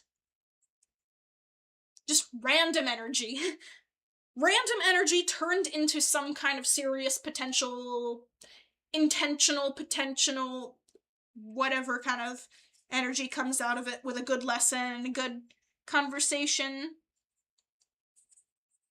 By the way, I used to always get into a food convo, complaining jokingly about certain types of food and loving different types of food. What's your favorite kind of food? Like, I've been on this little journey lately of wanting to eat healthier and stuff, but I could still have a favorite food that's not necessarily healthy. I personally love mac and cheese. Oh my word. Some of my best memories growing up was the smell of what my mom used to make, which was a simple mac and cheese with fried hot dogs and caramelized sweet onions. And that I can smell just thinking about it, and I want to make that so bad. I really want to. I've been, not within the current few years, but growing up, I've been, vegetarian/vegan with my family. And we've tried a lot of the, vegan versions of the meats and stuff. I find that now there are some real meat that I do prefer over, like, texture and taste-wise over the other. But one of the things that I don't think I could ever go back to is real hot dogs. I've tried real hot dogs now, and I don't like them. There's a specific brand of vegan hot dog that I still get because I just actually prefer the flavor of it. But That's funny, because it's like, your tastes can change, but sometimes it's like very nostalgic, like something you grew up with just has to be like, it's like still such good memories that I find I never stop liking it. I don't know. Is there like a is there comfort food that any of you recommend? I've been exploring new recipes lately. I have a little channel, another channel called Amber Willow's World, where I'm posting a lot of just real life adventures and cooking and stuff that isn't art and gaming, because those don't really fit on this channel. Little adventures I go on, but a, a lot of what I'm hoping for that channel is to share my cooking and little pieces of the world like that. I'm trying to get better grip on different types of foods and recipes. Think that would be good. I'm not too strict with it, but I'm just having fun. I love cooking. Cooking's just so fun. I really love it. I love being able to provide for my partner and have a meal waiting for him, and I feel a big pride with cooking, as if it were kind of like an art form. And I've always been that way. When I was a lot younger, there was this one soup that I would always make, and everyone would look at me like, that's such weird stuff to put in it. There was an amalgamation of, I love nutritional yeast. I don't know how to describe it, but it's like a yellow flaky thing. Flavoner? Flavorer. Seasoning that's very, like, it has a lot of good stuff in it, but it tastes kind of like, it's like a vegan version of like a cheddar cheese flavor. It's very sharp. I love it. I used to put that in the soup along with some big salted seaweed knots, and it would make it kind of like some rice. I loved cooking with liquid aminos a while back. It was kind of like soy saucy flavor. I don't know where to get it now. I have to look that up. Liquid aminos. But I loved that stuff. It was kind of like a cheesy seafood flavored soup, and everyone would be very suspicious. Like, I don't know about that. But I love it. I don't remember everything that I put in that soup, but I would have it so much. I would make that soup constantly. And I need to remember what's in it, because sometimes I'll like walk by some kind of food, or someone's cooking, or there's a restaurant, and I'll be like, oh, nostalgic memory unlocked. What was that thing I used to make? It's so crazy. I'm remembering a couple ingredients, but I don't know everything I put in there. One of my little mini side quest missions in life is remember the old recipes that I used to experiment and make, because they're so nostalgic. Nostalgic in like a good way. Now that I have off topic but on topic for basically what the video is, I just need to find a good shade color. I tend to not like a very blended. I have some detail, some pretty good detail in my cartoon art, but I also don't enjoy going ahead with like shading with like an airbrush or anything. It's sort of just more a cell shading kind of aspect. Very flat. Flat is what I'm looking for. I like a flat shading that has multiple tones of shading blending into one another, but not blending. I like it flat. I like it smooth. Smooth isn't the word. I think it's supposed to be like harsh. Very harsh.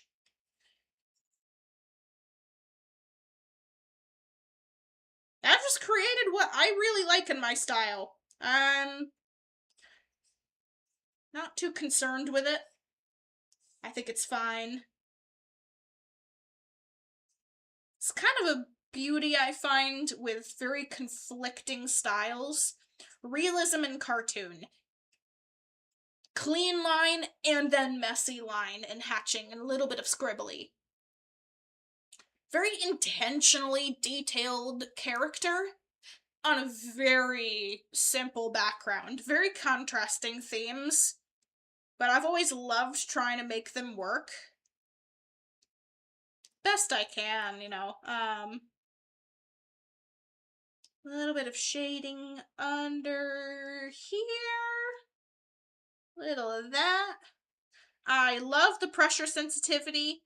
I used to, many years ago, just draw with my mouse, and then I discovered art tablets, and I finally have one that displays my screen on it. I used to have just the plastic, pure colored plastic, can't see what you're drawing. I have to like draw and look forward and see my mouse move from like feet away from me. That worked for me for so long, but now that I have a tablet with a screen on it, I also have to be so much more fragile with it.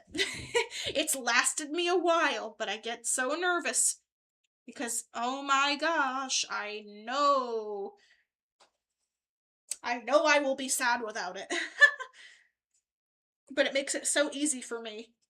Looking forward gives me less of an ache in my neck than looking down. I have a stand for it, but when I'm streaming, right now I'm still working out setting up a desk.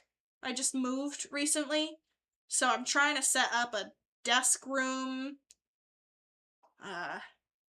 Me and my partner are hoping to get that settled, but hopefully I'll be able to draw more level with me rather than in my lap, and I'll hopefully be able to stream for longer periods of time because I get so sore. But I just love drawing so much and recording. I'm trying to be good and listen to myself, so if I need a break, I'll take a break. But I know it's not the best thing for me. Eventually, soon, I'll find something else. I could just set up, like, I could just be more level. I could sit on the floor. I could get a pillow or something, but then I don't know. I'm just being stubborn.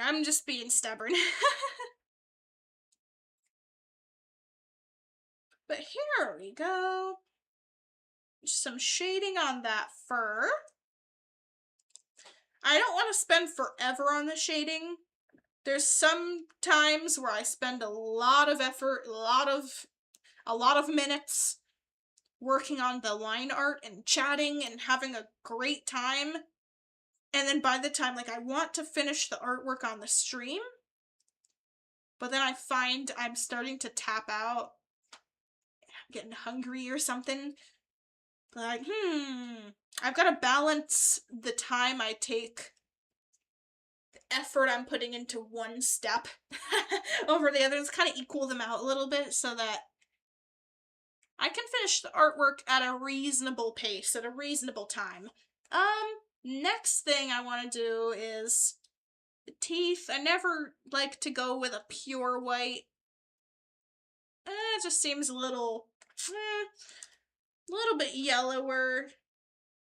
She's got kind of that pirate vibe. Maybe I'll go with a little bit of blue. I know that's a strange color to go with, but it kind of highlights a little bit. Kind of this in the eye, a little bit of blue, and then the green eye. I'm gonna go with a green eye. Woohoo! I'm gonna go with a little bit darker up here. And a little bit darker and a little bit bluer. And a little bit darker and a little bit bluer. And I'm gonna round that out. Oh my gosh, there we go. And then a little bit very, very light bluish, greenish thing happening down here. And then the shine. There we are. All right, and then, oh, I need a little tiny bit of shadowing. A little shadowing on the eye. Perfect. There we go. A little bit of pink for the, what do you even call it? The tear duct? What's that thing in the corner of the eye? Oh my gosh, I have to actually look up what that is. I'm gonna have a little bit of a pinkish nose. I was talking earlier about like what amalgamation of actual creatures make up my dragon. And I go for a goat/dog theme, sort of like the traditional Chinese dragon look, which is like you put the dog nose on it, it's got whiskers, not afraid to have a hairy and scaly dragon. I like that. So pink nose it is. Not all dogs have a pink nose, but that was one I specifically mentioned was I like the pink. It's very different. I find it very unique. There we go, little shine, yay! Little glimmer, little glimmer. Here we are. Oh, I forgot to color in that one tooth. What? There we go. Nice. A little bit of different teeth here. Very, very good. I'm gonna pick this color. Where is my picker? Where's my picker? Where's my picker? There's my picker. This color. I'm gonna go a little bit lighter, and I'm gonna highlight the scales. They're gonna be a slightly lighter tone. Yes. I'm not gonna worry about going over the shading here because I want the scales to appear as though they stick up. So they're gonna be a little bit lighter. There we are, scales. This scale eyebrow/thing, that's also gonna be fine. Little thing there, little thing there. Then, the wings, little blops of color there and here, and there's a few more.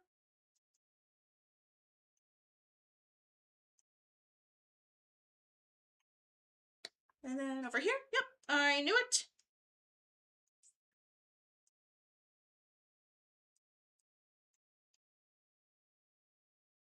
Oh gosh, I kind of feel bad that I haven't made a upload for this channel in a few days. I think it's been like since before Christmas Eve that I had produced content for here. But I also should not be forcing content that's not the quality I hope for it. Actually, just make the content when I feel like it. Maybe someday I'll get to a point where I can have like more scheduled content, but I'm not quite there yet. I thought about it. I was like, what if I do content here and there? But again, I like to be able to fulfill what I say. And I do have a non-set work schedule throughout the week. So it would be hard to make a like Mondays at 9 kind of deal. So right now, I know somebody was asking earlier, will I be live in 2 days? I don't know. I can't say. As much as I want to plan something, my mood will change from time to time enough that something crazy might be happening that day. I might feel really awful that day. And I don't want to make a promise or make a video that then I'm grumpy the whole time or whatever, and it's not fun for everyone else. I've just kind of right now, at least, not abandoned the channel. That's not happening anytime soon. Hope not. I've been an artist loving making art and videos since 2015, so don't see that happening. But I've gotta, like I said, I gotta feel it. And then it'll be good. Okay. I'm gonna do kind of orangey brownish horns. I know this is a sudden change of topic, but I think you know what I mean. Feel free to ask me whatever you want. if I can clarify anything, I'd love to clear anything up. I'm very wishy-washy, but I try to say what I mean. I try not to make empty promises, as a... Alright. There we are. A little bit more on the horns. Coloring the clothing will be interesting because I don't have that many details, but I do want lots of colors involved. So that'll be kind of interesting. I'm gonna go for a darker brown here for the shadows. There we are. And much more of this back horn will be shadowed. And some light.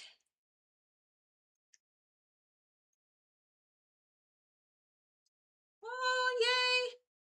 Oh, I get so excited seeing the whole coloring process come out, but like I still want the colors to be not so vibrant. I would make the nose a little bit less, but I think it's fine. I'm gonna do more of a brown colored spines.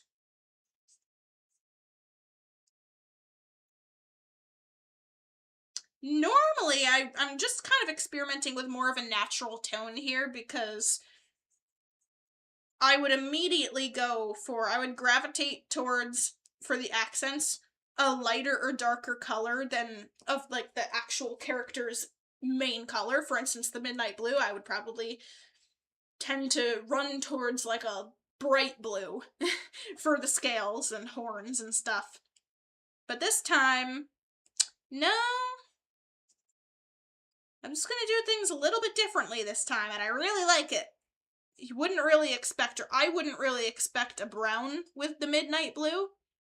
I actually think it is working better this way. There's a lot more interesting things to look at. Oh yeah. I'm impressing myself. Kind of going out of my comfort zones. And then I'm gonna put some shading. Kind of in the center. These are more organic shapes. Like a newly cracked open geode kind of angular look. Not very posh, not very neat, but I'm gonna go for a little bit more yellow highlight. It'll work. This is more of a rugged character. She doesn't need perfect, picture perfect horns. There we go. Oh, you know what I can do? You know what I can do? Ooh, ideas. Patterns.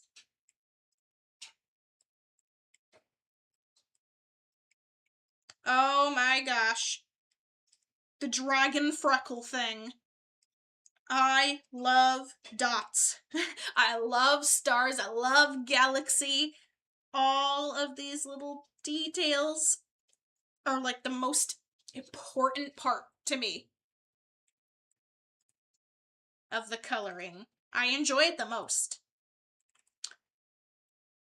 I kind of lower my expectations on what anything should look like when I'm done with the drawing, and I just kind of work at it a little bit until I'm like, okay, I'm happy. That's all good. Just adding random things where I feel like it's lacking. There we go. All right. I'm happy with that. A little bit here. Perfect. Ah, there we go. I like it. I like it. All right. Okay. I'm actually going to use this same yellow for these little hooks. What I really like artistically is if I use a color. I know a lot of people do this, but I'm just reiterating it in my own words. If you use a color somewhere, like a little accent, it looks great, in my opinion, to make sure it's somewhere else in another little bit. For instance, if I were to just do the hooks right here, yellow, and nothing else was yellow, that would kind of,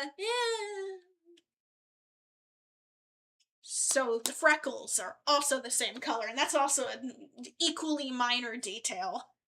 Alrighty, alright, let's pick random color, pink nose, in the same kind of quote-unquote rule. I don't like seeing anything as rules, so I put quotes around it for my art. Everyone's gonna be different. I'm gonna want pink somewhere else. So I'm gonna zoom in. Whoa, too much. A little more zoom. Whoa, whoa, whoa, whoa, whoa, whoa, whoa. Krita, what are you doing? I'm gonna put some pink here.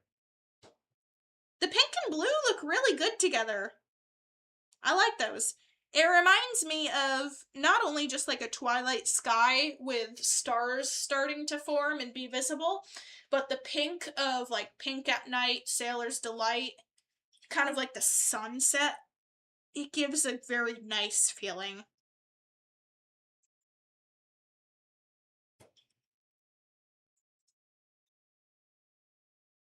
Oh, this has been such a fun live stream. Oh my gosh. Whoa, I went out of the lines. Whoop, there we go.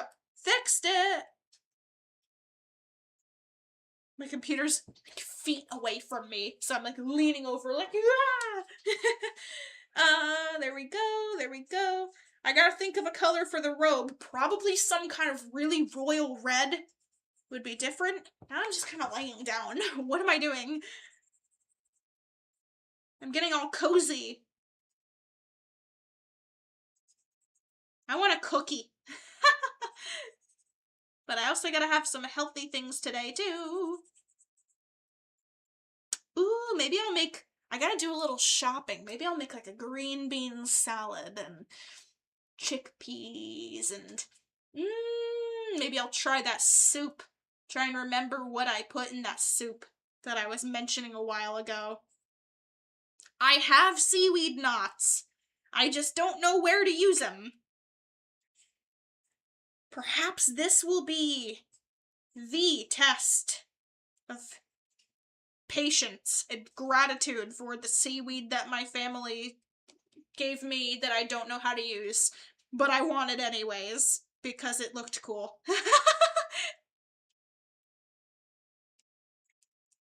They're like, do you want the seaweed? We have like 5 giant bags of different shapes of huge seaweed. And I'm like,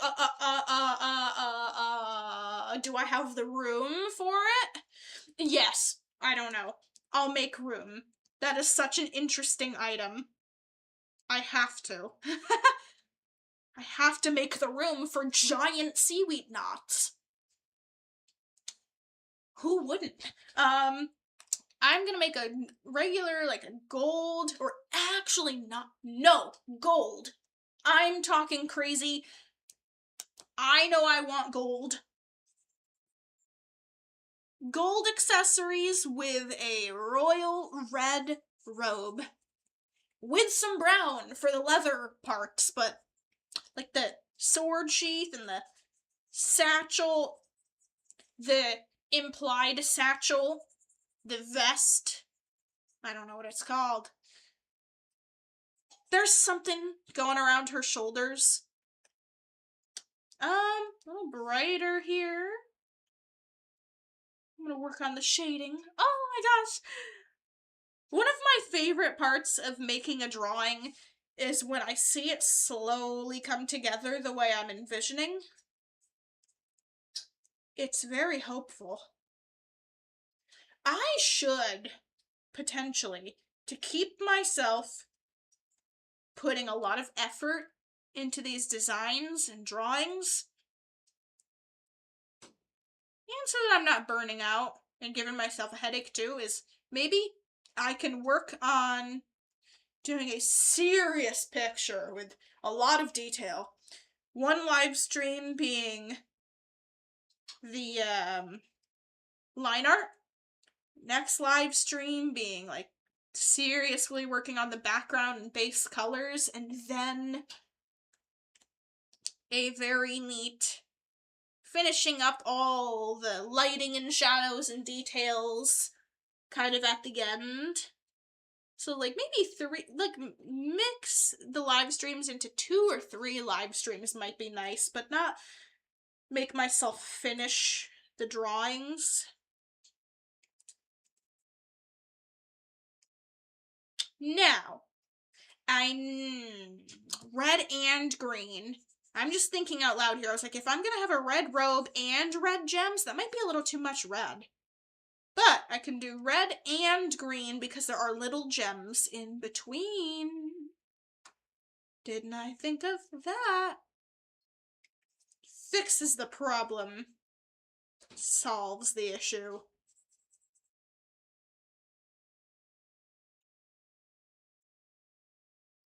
And one last jewel. There we go. I just gotta shade. I'm moving the cursor down on the wheel so it's a little bit more purpler shade. Trying not to just go with a darker shade of the exact same color and just spin the dial a little bit and experiment. Maybe I'll go really pink for the highlights. Oh, I like that. That's working. That's working out. All right, nice. And then little shine lines. Okay. All right. I'm loving the colors. I said not very bright colors, but some colors can be bright. There we go. Green. I forgot the other gems. I am forgetting. There. Going a little bit blue for the shadow. Blue shadow with very yellow highlight. I'm happy with that. Alrighty. Now for the red robe, I'm going to go with a very deep kind of purpley crimson. I'm just going to color everything. The sleeves will be a different color. There we go. The satchel will be a different color, maybe like a gold. Sleeves will be different. The robe itself will be this color. I will soon to complete this drawing. But I shall not be forcing myself to work too much at once. I can finish the drawing later and put that as the thumbnail, but I think I'm getting close enough to completing the piece that I can work a little bit longer on it. Alright.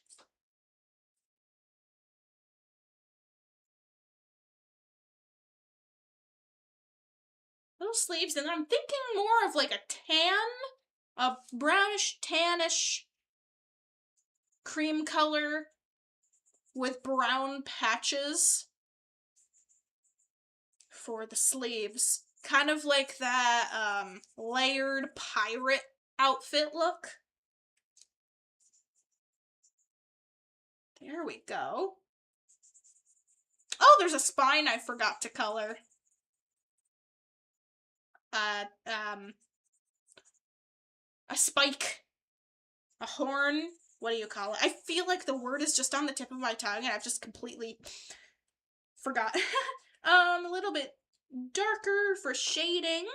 Yeah, that's not dark. That's too dark shading. It's fine, just right. That's just right.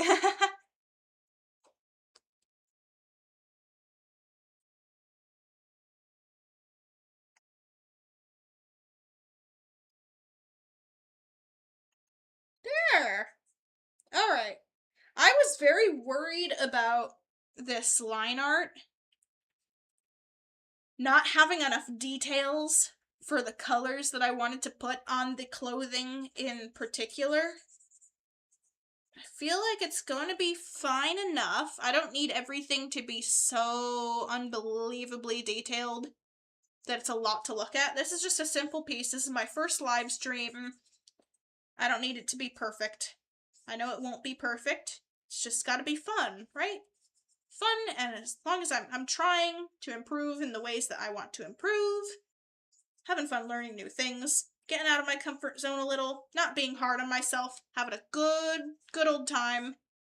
That's what matters to me. Think I've done a good job of that. There we are. A little bit of shadow here.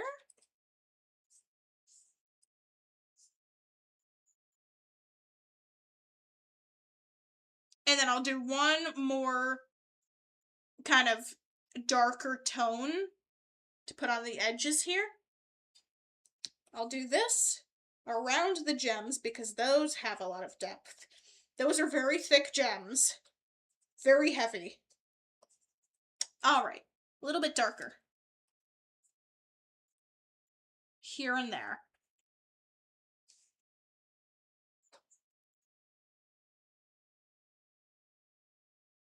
Alright, I'm pretty happy with that. I'm gonna zoom out in a moment. Actually, I don't think I need to. I just kind of know. I like these colors. I think they'll work. They'll work just fine. I don't need to fret about it. Then for the actual satchel, maybe I'll go ahead with more of like a gold. Not as bright gold as the... That's actually pretty similar to the collar. I was going to say it's not as bright, but it actually kind of is. A little bit of that. Just going in here. I think I'll finish this drawing in the stream. But I can plan the other streams to be a little bit longer to finish the picture.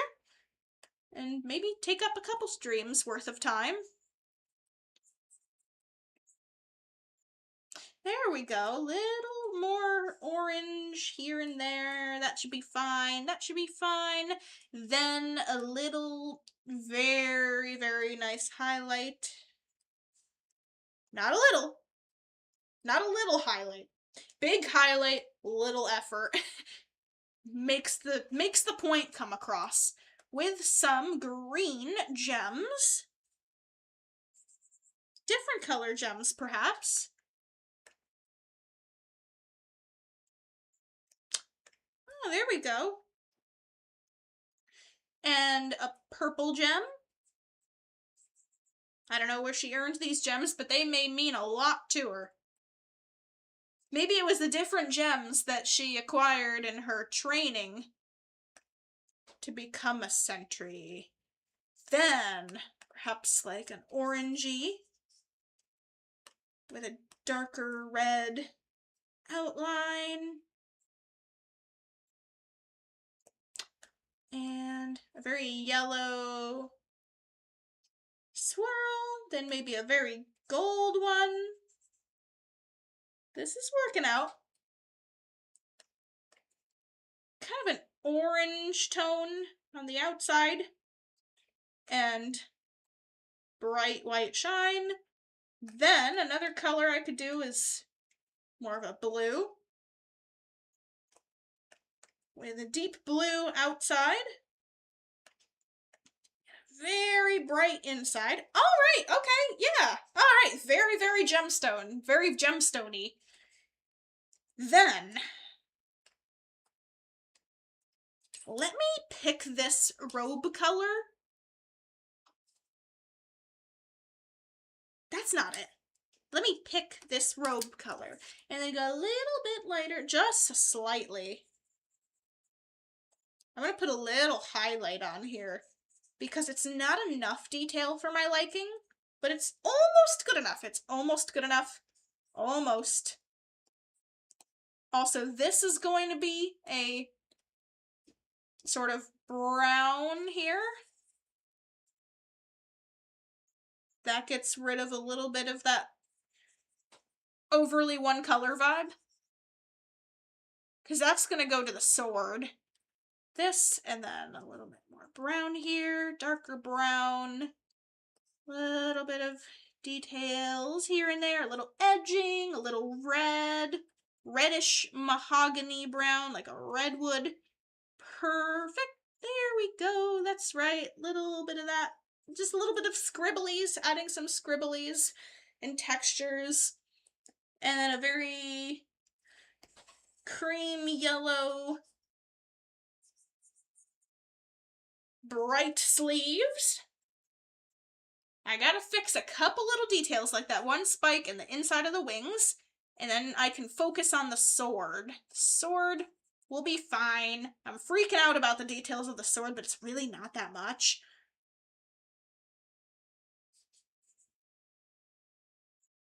There we are. Little of that. And then a yellowy orange deep shading. Oh, I didn't like that. Okay. There, much better.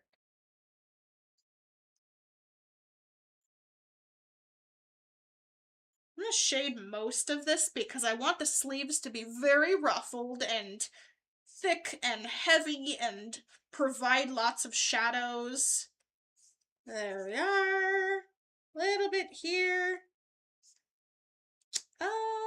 Almost.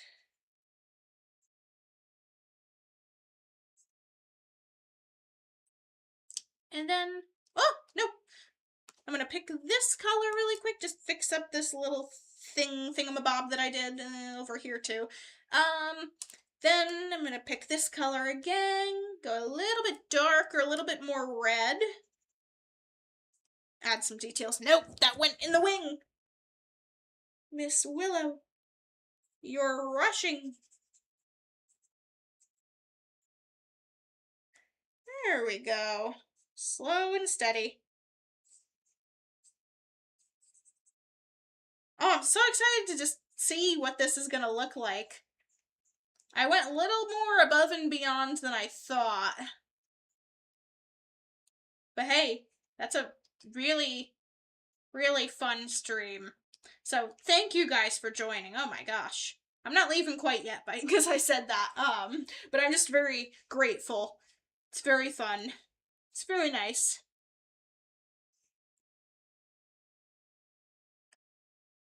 You guys are great company and you're very supportive, and I really appreciate the watching.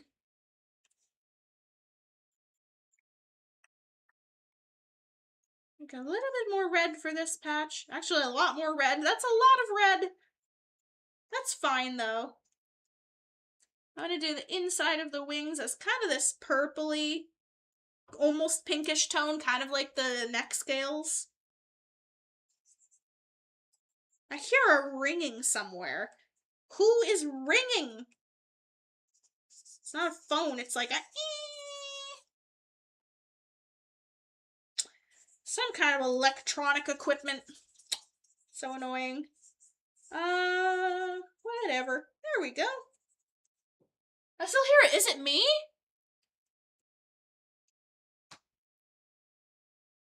Is that my computer making that awful sound? I don't know if you guys can hear that. It's very high-pitched, but very quiet. But it's just enough to be like...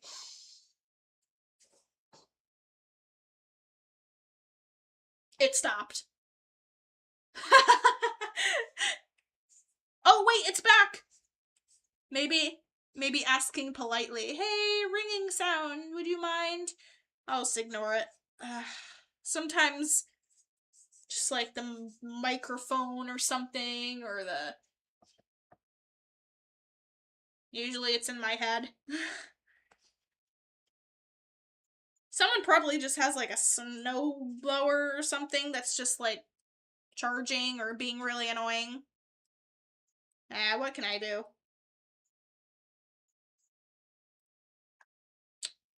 There we go.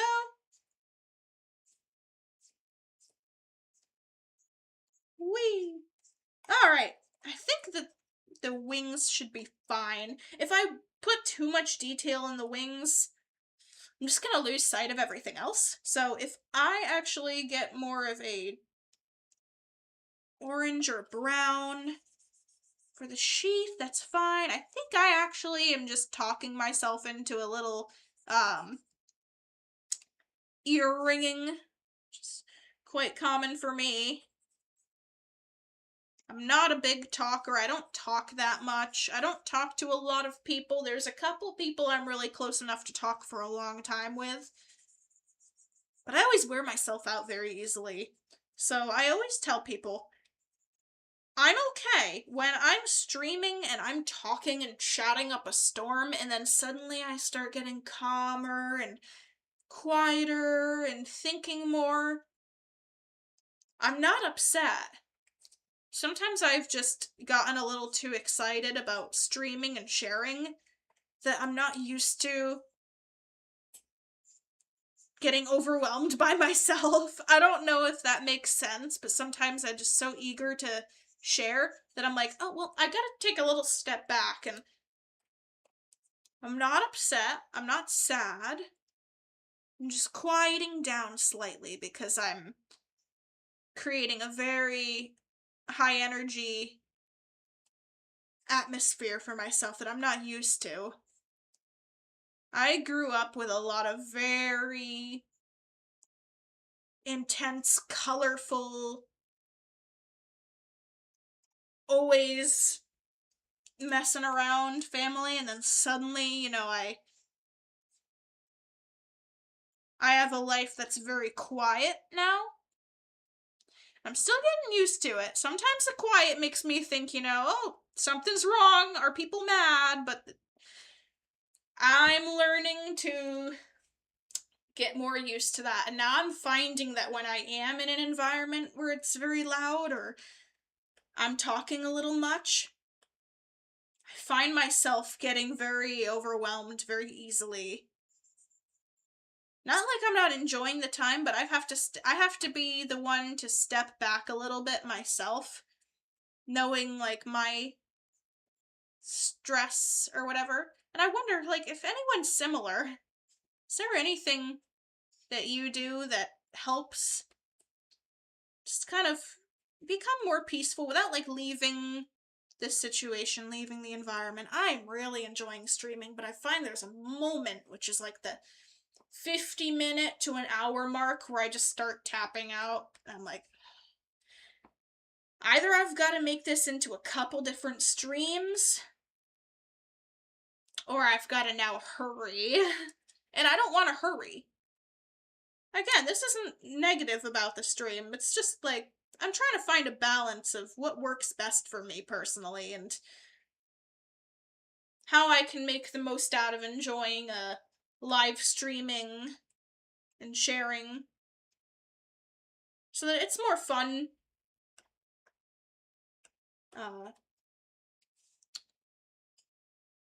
More to look forward to and to calm down. Something that helped me in the past for my particular situation with the streaming is I'll quiet down a little bit and I'll talk. And I know my microphone's a little further away, so if I need to move my microphone closer, you guys just feel free to let me know. If I calm down a little bit myself, it seems that my atmosphere and mood seems to follow that a little. There we go. This kind of highlighting is reminding me of the style I'm trying to more incorporate into my hightail modding. I'm working on, if you didn't hear earlier, I'm working on a Farrenvale mod for hightail server that I'm hoping to open when hightail comes out. And it won't be immediate, but I'm trying. I need to see how the game works. I know I made the Farrendale mod for Minecraft, and that was all fun and good. I wasn't able to really bring into life what I hoped for and wanted in the entirety of what I was creating, and I feel like the more potential of Hightail is very exciting to me, and the possibilities and the more easy creating abilities of that. But I'm pretty excited about it, and I'm hoping, again, I have to quick see, I'm making some assets, I'm making some models and in Blockbench and animating them for some creatures I hope to add. But it's kind of gonna be a test run, trial and error. I have to actually play the game. I have to actually see what the modding capabilities look like, what they are. I don't want to speculate so much and plan for something so big to get disappointed if I can't make that a reality.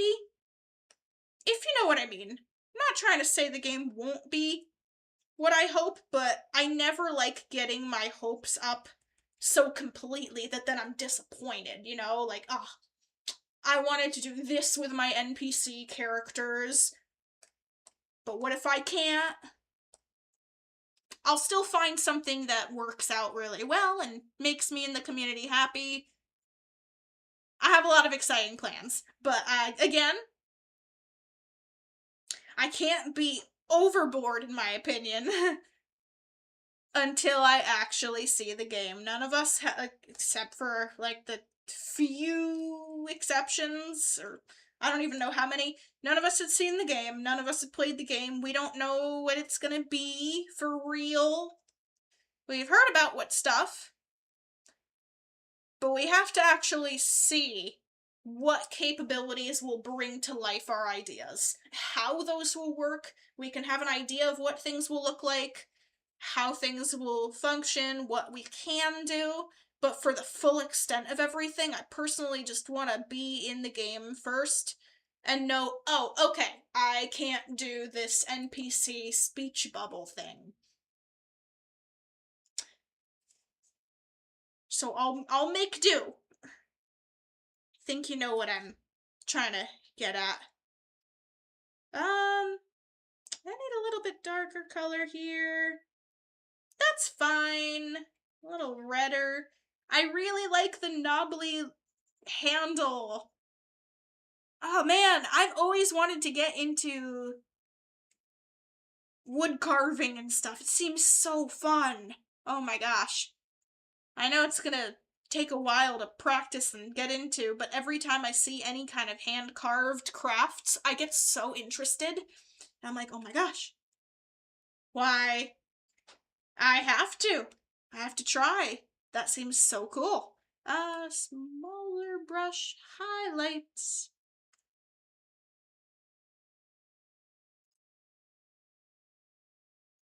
There we go. Oh, but I love drawing wood and branches and trees and stuff. It's so much fun. I love the organic look of everything. And then perhaps I'll do some kind of like a blue ribbon. I feel like I don't have enough blue. The character's blue, basically speaking. But I want something else. I know I have a lot of red, so normally I would run for using a red ribbon for the sword. I have a red gem. Why would I use a red ribbon? There would be a lot of red, personally. But blue is a different idea that I don't really jump to, and I'm gonna practice it. Little blue. Blue ribbons. And then I'll have to shade that. I like using the majority of my shading, so I don't have to worry in coloring too much about the shading. Again, I'm not used to this software. It's not the exact same as Paint Tool Sai, and I know I used to really love the luminosity and the shade layers in Paint Tool, but it's different here. Maybe I haven't learned properly how to do what I'm hoping, but I'm finding it's easier for me to shade using hatching in the line art and then do just basic cell shading, very minorly, for the rest. And not really have a shadow layer unless I feel like I really need. I like the flat look with the details in the line art built in. That's what I really like, practicing in a style.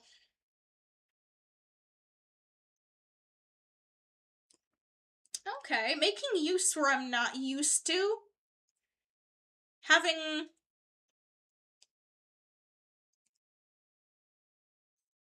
what is it? Workarounds? Without seeing it kind of like as a disappointment of, oh, it doesn't work the same as I'm used to, but I will make it work the way that I like. And I'll find a way that works for me, personally.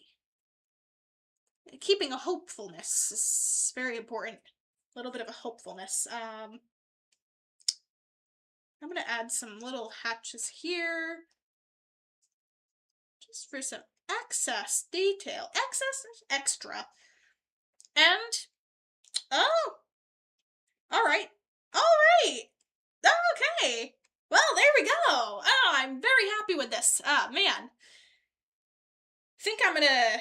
Oh, wait. I'm gonna add a little golden threads to the robe. I recently discovered the golden threads in my character's, clothing, especially Miss Willow's, and I'm loving it. So I love the little details of like, oh, this was stitched again. And then there's the little gemstones here. Let's add a little bit of gold.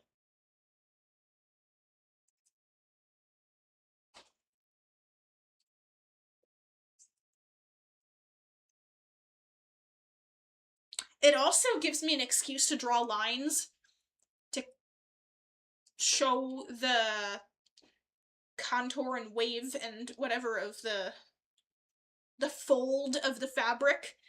Really like that. I had a lot of fun drawing this. Thank you guys so much for watching. I'll see you guys in the next one. Sorry to cut it quits so quickly. But thank you. This was a great live stream. Thanks for being a part of it. Have an amazing day. Stay happy, stay positive. See you guys next time. Bye!